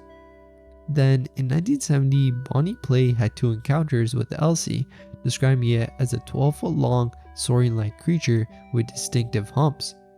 Shortly after, even 3 state park officials reported seeing the creature swimming close to their boat. But yeah, fast forward, the 1990s saw a resurgence of sightings, with a notable encounter in 1992 and a man in 1993 who reported seeing a 15-foot-long, whale-like creature. Even in 1994 too, a fisherman experienced a close encounter when he believed he had hooked Elsie. Initially thinking it was a log, he was startled to see an alligator-like head emerge. The creature ultimately broke the line though and basically just disappeared into the depths of the lake. White River Monster. The White River Monster, also known as Whitney, is an aquatic creature reported to inhabit the waters of the White River in Newport, Arkansas. This cryptid first entered the public consciousness with recorded sightings dating back to 1915, though lore suggests its presence in the river all the way since the American Civil War. The initial sighting on July 1st, 1915, by a plantation owner depicted Whitney as an immense creature with gray skin, described as being as wide as a car and the length of 3 cars. Over the years, the White River Monster has had various reports, with sightings resurging in 1971 after a period of dormancy. Witnesses have provided a range of descriptions, with one claiming the creature possessed a gray hue and had a horn on its forehead, while another account said it had a spiny back. Additional reports include the discovery of 3 or 5-toed footprints, 14 inches in length, alongside unidentified sounds attributed to the creature. Speculation about the White River Monster's true nature, though, has led to various theories. Cryptozoologist Roy P. Mackle suggests that the creature might be an elephant seal that ventured into the White River area via the Mississippi, an idea that aligns with some descriptions of Whitney's appearance. Others theorize that it could be a large yet unidentified species of fish. A more wild hypothesis, though, proposes that Whitney might be a Cephanctinus, a prehistoric fish presumed extinct, which, against all odds, managed to survive in the freshwater environment of the White River. Our answer tier 4, Lake Pohenagamuk Monster. Ponic, a cryptid monster reported to inhabit Lake Pohenagamuk in Canada, has had over 1,000 sightings throughout its history. This creature has been described in various ways, but common features include being 35 to 60 feet long, having 2 or 3 humps, a sail running the length of its spine, flippers, a barrel-like neck, and a head shaped like that of a horse. The legend of Ponic dates back to 1873, when a lumberjack named Louis Berube reported seeing a huge fish in the lake. Another early sighting by Benoit Levasseur described a creature about 25 to 30 feet long that emerged from the water before simply diving back in. Also, something to add, the construction of a new road across Lake Pohenagamuk in 1933 increased the frequency of sightings, as Ponic was observed more often by passerby. In 1957, Father Leopold Plante reported seeing a black entity with 2 humps surface before diving back into the lake's depths. Mrs. Sylvie Theroy Lavoie's encounter in 1981 involved witnessing a large object moving swiftly underwater, and more recently, Father Calix Berobi described seeing the creature's back, complete with a dorsal fin, appear and disappear in the afternoon light. Theories about Ponic's true nature range from it being a large, unidentified species of fish, a surviving nothosaur from ancient times, a giant otter, or an unknown species of cetaceans adapted to lake living. Some speculate that Ponic could even be an adapted Spinosaurus aegyptiacus, which was known for its distinctive sailback and aquatic hunting behavior, although this theory faces criticism because of the geographical and historical inconsistencies. Akura. Akura, which is part of the folklore of Aboriginal people of South Australia, embodies a majestic and powerful snake deity. This creature is sometimes linked to the rainbow serpent, which is another central character in the spiritual and cultural beliefs of numerous Aboriginal Australian communities. Akura is depicted as a giant water snake covered with a beard, mane, scales, and sharp fangs, and its movements are believed to have sculpted the landscapes of the earth. Also, the Akura is not just a mythical being but a symbol of the shaman's power, and it's said that only these spiritual leaders can approach Akura without facing dire consequences. One of the most interesting aspects of Akura's lore is its association with water and rain, elements crucial for the sustenance of life and the land. According to Aboriginal people's storytelling, during periods of drought, shamans would embark on a journey to Akura's dwelling, a cave, to perform a vital ritual. They sought to drown Akura and extract his kidney fat. This fat was then heated over fire until it melted, dripping onto the coals below. The process was believed to basically emit a powerful scent as the fat burned, which would rise into the sky.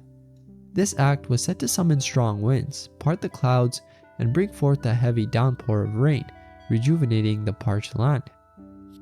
Wasco.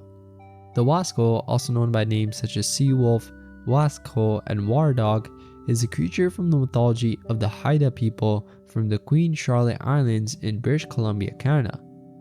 This sea serpent or lake monster is often seen in high art as a hybrid between a whale and a wolf. First reported in 1927, the Wasco has interested cryptozoologists a lot who see it as a historical representation of encounters with the Cadbosaurus wilsey, another cryptid reported in the Pacific Northwest. Its depiction has led some to compare the Wasco with other sea serpents of the region too, such as the Palarayuk and Tizaruk, which we've mentioned previously. Prominent researchers like Michael D. Swords and Dale A. Drinan have really explored the Wasco's lore, trying to figure out its place in cryptozoology. Swords' work in particular delves into the Wasco's cultural and potentially zoological significance. Also, there's even some tales of a Wasco residing in Spirit Lake on Graham Island, meaning it's still a living part of the Haida people's connection to their environment. Cicero. The Cicero, a serpent revered by various tribes along the Pacific Northwest coast, comes from indigenous folklore. This creature is often seen as a serpentine being which has distinctive features like horns, a dorsal fin, front flippers, sharp teeth, and large, imposing eyes. Its presence has been reported in the waters of the Queen Charlotte Strait and Strait of Georgia in British Columbia, and while its exact diet remains unspecified within these accounts, the sharpness of its teeth hints at a predatory nature, suggesting it might have been a fearsome hunter in the waters of the Pacific Northwest. Cryptozoologists and enthusiasts have drawn parallels between the Cicero and unknown cryptids like the one we mentioned before, viewing it through a lens that bridges cultural mythology with speculative zoology. Leelanau Lake Monster. Lake Leelanau, which is in Leelanau County, Michigan, is home to a mysterious creature that stands out even among other cryptids because of its unique camouflage and the pretty creepy encounters it's inspired. Often referred to as Leelanau by locals, the creature reportedly inhabits the two connected lakes of the region, North Lake Leelanau and South Lake Leelanau. Unlike many lake monsters that draw comparisons to more prehistoric plesiosaurs, Leelanau's description deviates a lot, hinting at a potentially undiscovered species. The origins of Leelanau's legend are actually mixed with the construction of Lake Leelanau Dam in the late 19th century. The dam basically raised the water level by 10 to 12 feet, flooding surrounding land and creating marshy areas where this creature is said to thrive. This change in landscape may have sealed the creature within the lake, according to local lore, and one of the most compelling stories of Leelanau comes from the summer of 1910, involving a local teenager, William Gauthier. Gauthier, while fishing in the lake's shallow reeds, decided to venture into a previously unexplored section of the lake. As he maneuvered his rowboat through the water, he chose what appeared to be a tree stump to secure his boat. The moment his rope touched the stump, two enormous eyes opened at the water's surface, revealing the stump to be a camouflaged creature. Frozen with fear, Gauthier could only watch as the creature dove under his boat, its length so vast that its head emerged on the opposite side while its tail was still visible where it had initially been spotted. This chilling encounter shows not only the creature's size, but its supposed ability to blend into its surrounding, making us wonder how often it has been near without any notice. The experience left Gauthier profoundly shaken, to the extent that he avoided the lake for many years afterward. While other sightings have been reported around the turn of the century, many individuals were reluctant to share their experiences for fear of ridicule. This pattern of rare sightings and the subsequent silence has brought up some mystery, with the last known sighting occurring many years ago. This gap in reports has led some to speculate that the creature, if it was ever trapped in Lake Leelanau, may no longer exist. Alright, tier 5. Blue Men of the Minch. The Blue Men of the Minch, ethereal beings from Scottish folklore, are said to dwell in the waters of the Minch Strait, lying between the Outer Hebrides and mainland Scotland. These spirits, also known as storm kelpies, are unique to this region, with no similar tales recorded elsewhere, except for a possible sighting in Shetland in 1700 by clergyman John Brand, who described a blue-bearded man emerging from the sea.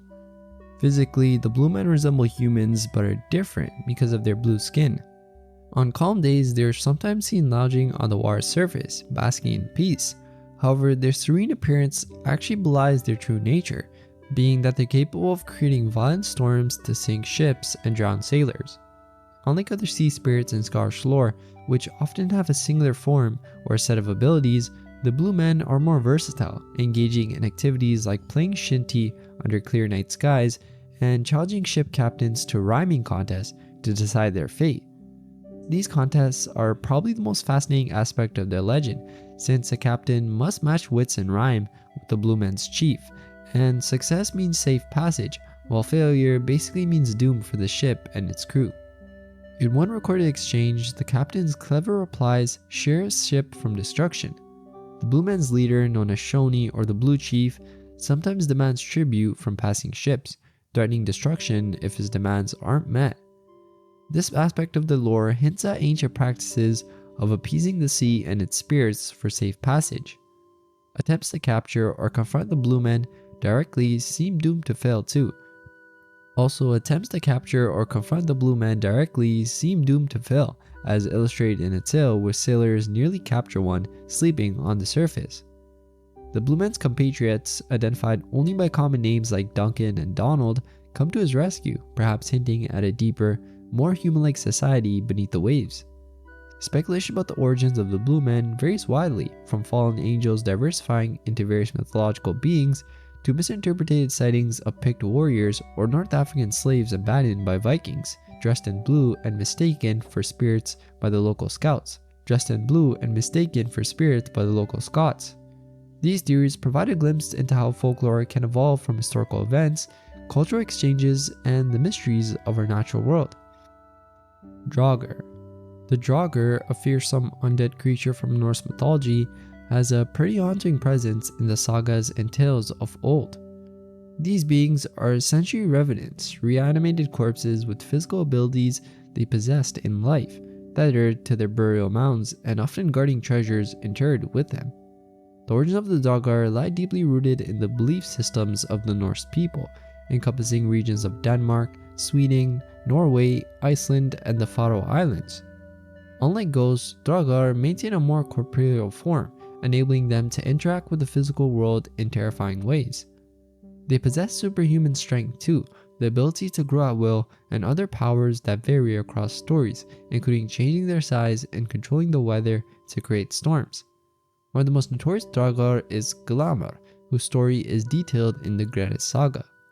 Glamr's restlessness and death led to a reign of terror until he was confronted and ultimately defeated by the saga's hero, Grettir.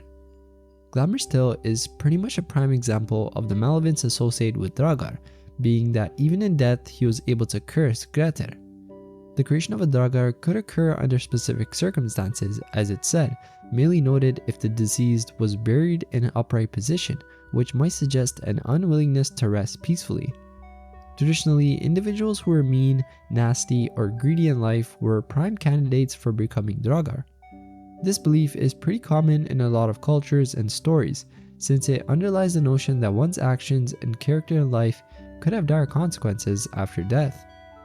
Preventing the rise of a Draugr was a matter of significant concern too, resulting in various rituals and burial practices.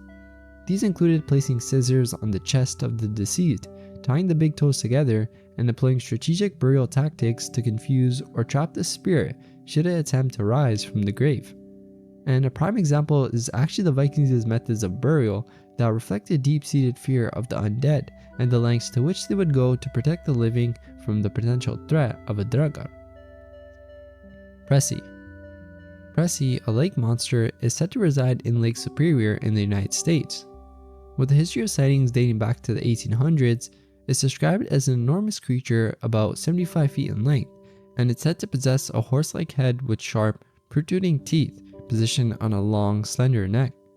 Its body is thought to be equipped with large pectoral fins too, kept close to its sides for streamlined movement, and it's also believed to have a tail similar to that of a whale. One of the earliest recorded encounters occurred in 1897 near Duluth, Minnesota. A man, having fallen overboard from his yacht after colliding with a rock, reported a terrifying encounter in the water. He claimed that a creature, presumably Pressy, attempting to constrict him in a snake-like manner. This account, among others, has fueled the legend of Pressy, showing how it's potentially a dangerous creature capable of interacting with humans in a direct and frightening way. The origins and true nature of Pressy, though, remain subjects of debate and exploration. Some suggest that the sightings of Pressy could be attributed to encounters with large lake sturgeons, which are known to grow over 6 feet in length and inhabit Lake Superior's waters. Others speculate that Pressy could be some type of aquatic snake, especially considering the report of constriction behavior. Despite the plausible explanations offered by natural phenomena and known species, the legend of Pressy still continues. Colossal Clawed. Colossal Clawed is another sea monster said to inhabit the waters near the Columbia River in Oregon, United States. Its lore dates back to 1934 and is described as having a length varying between 15 to 40 feet. The first recorded sighting was by L.A. Larson, the first mate of the Columbia River lightship, who depicted the creature as a 40-foot animal with an 8-foot neck, a large round body, a menacing tail, and a head that bore an evil snaky look as quoted. Larson's account was corroborated by other crew members too, who observed the creature through binoculars, which basically marked the beginning of the Colossal Clawed legend. In 1937, Charles E. Graham, the captain of the fishing trawler Viv, reported encountering a large, hairy tan-colored creature with an overgrown horse head, estimating its length at about 40 feet with the waist measuring 4 feet. Months later, another sighting described the creature as resembling an aquatic giraffe along Devil's Churn. By 1939, the crew of the halibut fishing ship Argo also reported a sighting, describing Claude as having a camel-like head with coarse gray fur, glossy eyes, and a bent snout, which reportedly reared up from the water close to the ship. Speculation on the true identity of the colossal cod ranged from natural explanations such as a jellyfish or whale to more wildly theories suggesting it could be a surviving plesiosaur, like a lot of the lake monster cryptids we know of. Afunk. The Afunk, from Welsh mythology, is featured in numerous stories that often involve interactions with humans. One notable tale involves a maiden's attempt to neutralize the creature by allowing it to sleep on her lap. As the Afunk rests, villagers seize the moment to chain it. Upon waking, the creature reacts violently, accidentally killing the maiden in its frenzy. Despite this tragic outcome, the villagers succeed in dragging the Afunk to a lake nearby, where its fate diverges in different versions of the tale. Some say it was killed, while others say it was merely relocated. Another part of the Afunk's lore is mixed with the Arthurian legend, mainly through the figure of Peredur. In this narrative, the Afunk dwells in a cave near the palace of the sons of the King of the Tortures, a grim place named for the daily slaying and resurrection of the king's 3 sons by the creature. The story doesn't really clarify why this cyclic violence occurs though, but it suggested that the maidens of the court have the power to revive the slain sons. Peredur, seeking glory and honor, decides to confront the Afunk alone after being warned by 3 chieftains that they wouldn't be able to resurrect him should he fall.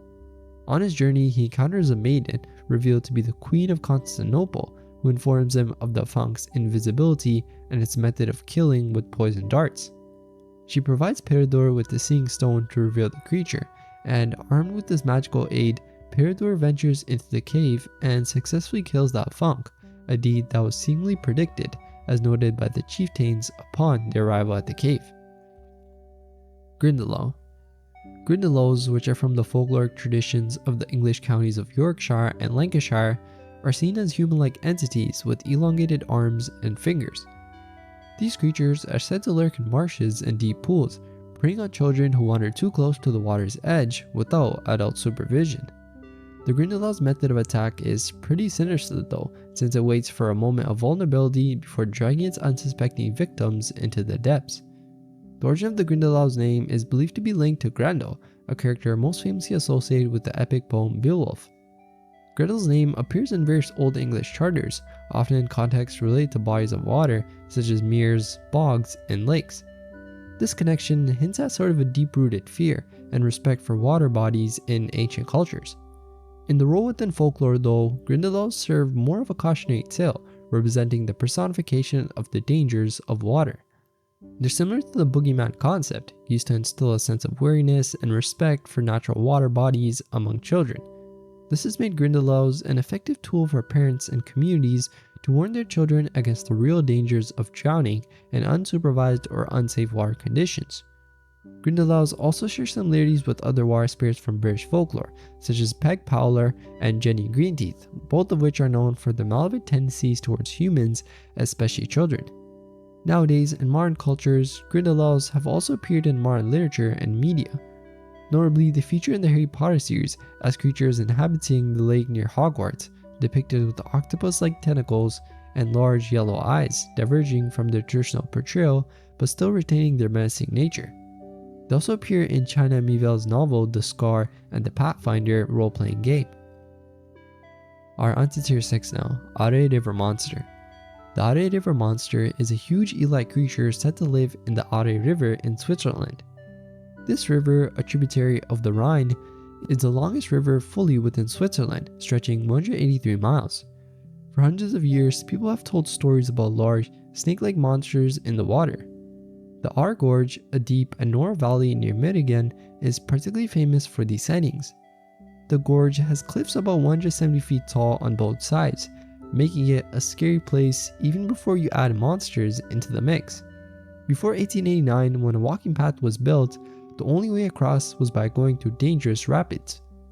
Old tales going back to the 1500s warn of eel monsters that would attack anyone trying to cross, especially during times when Lake Lucerne flooded and supposedly let more monsters into the river.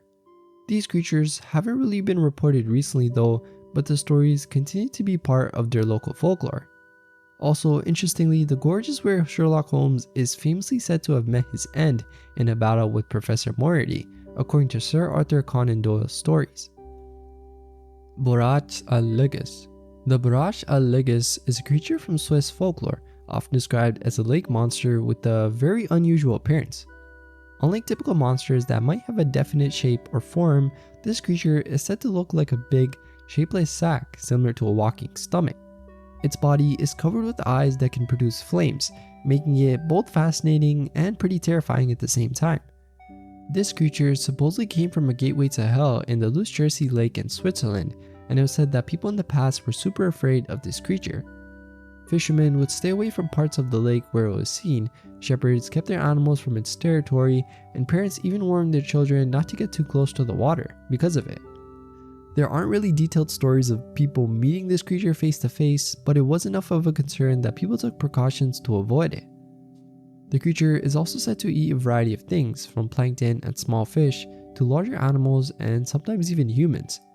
To spot this creature, it's said that one tip is to look for places where people are scared to fish or where animals won't graze near the shore. While it sort of sounds like something out of a fantasy story, this creature still holds a spot in the local folklore and adds to the overall mythological creatures in European legends. Ashops. The Ashops is often described as North America's own version of the Loch Ness Monster, with its roots in the folklore of Quebec, Canada. This creature is believed to inhabit the Ashuapmushuan River, which flows into Lac Saint-Jean, inspiring its name. The description of the Ashuaps vary though, but it's commonly said to be between 10 to 60 feet in length, with a color that ranges from deep blue to black. Sightings of the Ashuaps have been reported for generations, with one notable encounter occurring in 1978 when Marcel Tardif and his wife reported seeing a blackish animal, estimated to be about 50 to 60 feet long, off Scott Point. On the same day, another incident involved Michelle Verwalt, his wife and daughter, who experienced their canoe being overturned by unidentified force, speculated to be the Ashuaps. Mamlambo. The Mamlambo, known in South African and Zulu folklore as the brainsucker, is a cryptid rumored to haunt the waters around the Mislava River in South Africa. This creature, described as quasi-reptilian, has caused some fear in the villagers surrounding the river because of its violent tendencies of dragging its victims underwater to consume their brains by devouring their faces. Known as being between 6 to 7 feet in length, the Mamlambo possesses a long tail, 4 short legs, a crocodilian body, a serpentine neck, and a horse-like head. Some reports even suggest the creature may exhibit bioluminescence, with eyewitnesses claiming it shines with a green light at night. Also, it's said to have 2 glowing green eyes, capable of mesmerizing anyone who looks into them. The Mamlambo's attacks are particularly brutal too, like we touched upon earlier, since it's known to drag its victims into water, drown them, and then crack open their skulls to consume the brain and blood. This has basically caused locals to avoid the river areas that are believed to be its domain. Sightings of the Mamlambo have been reported for many years, with notable encounters occurring as recently as 1997. Despite these claims though, local police have attributed the alleged victims of the Mamlambo to drownings during the heavy rains of the Lesotho wet season. They argued that the disfiguring injuries found in the bodies are the result of river crabs, not a monstrous cryptid. Despite the skepticism of authorities, villagers near the river maintained their belief in the Mamlambo's existence, attributing numerous disappearances and deaths to this feared creature. So that ends the video. I hope y'all enjoyed it, and I'll see you in the next part. Bye.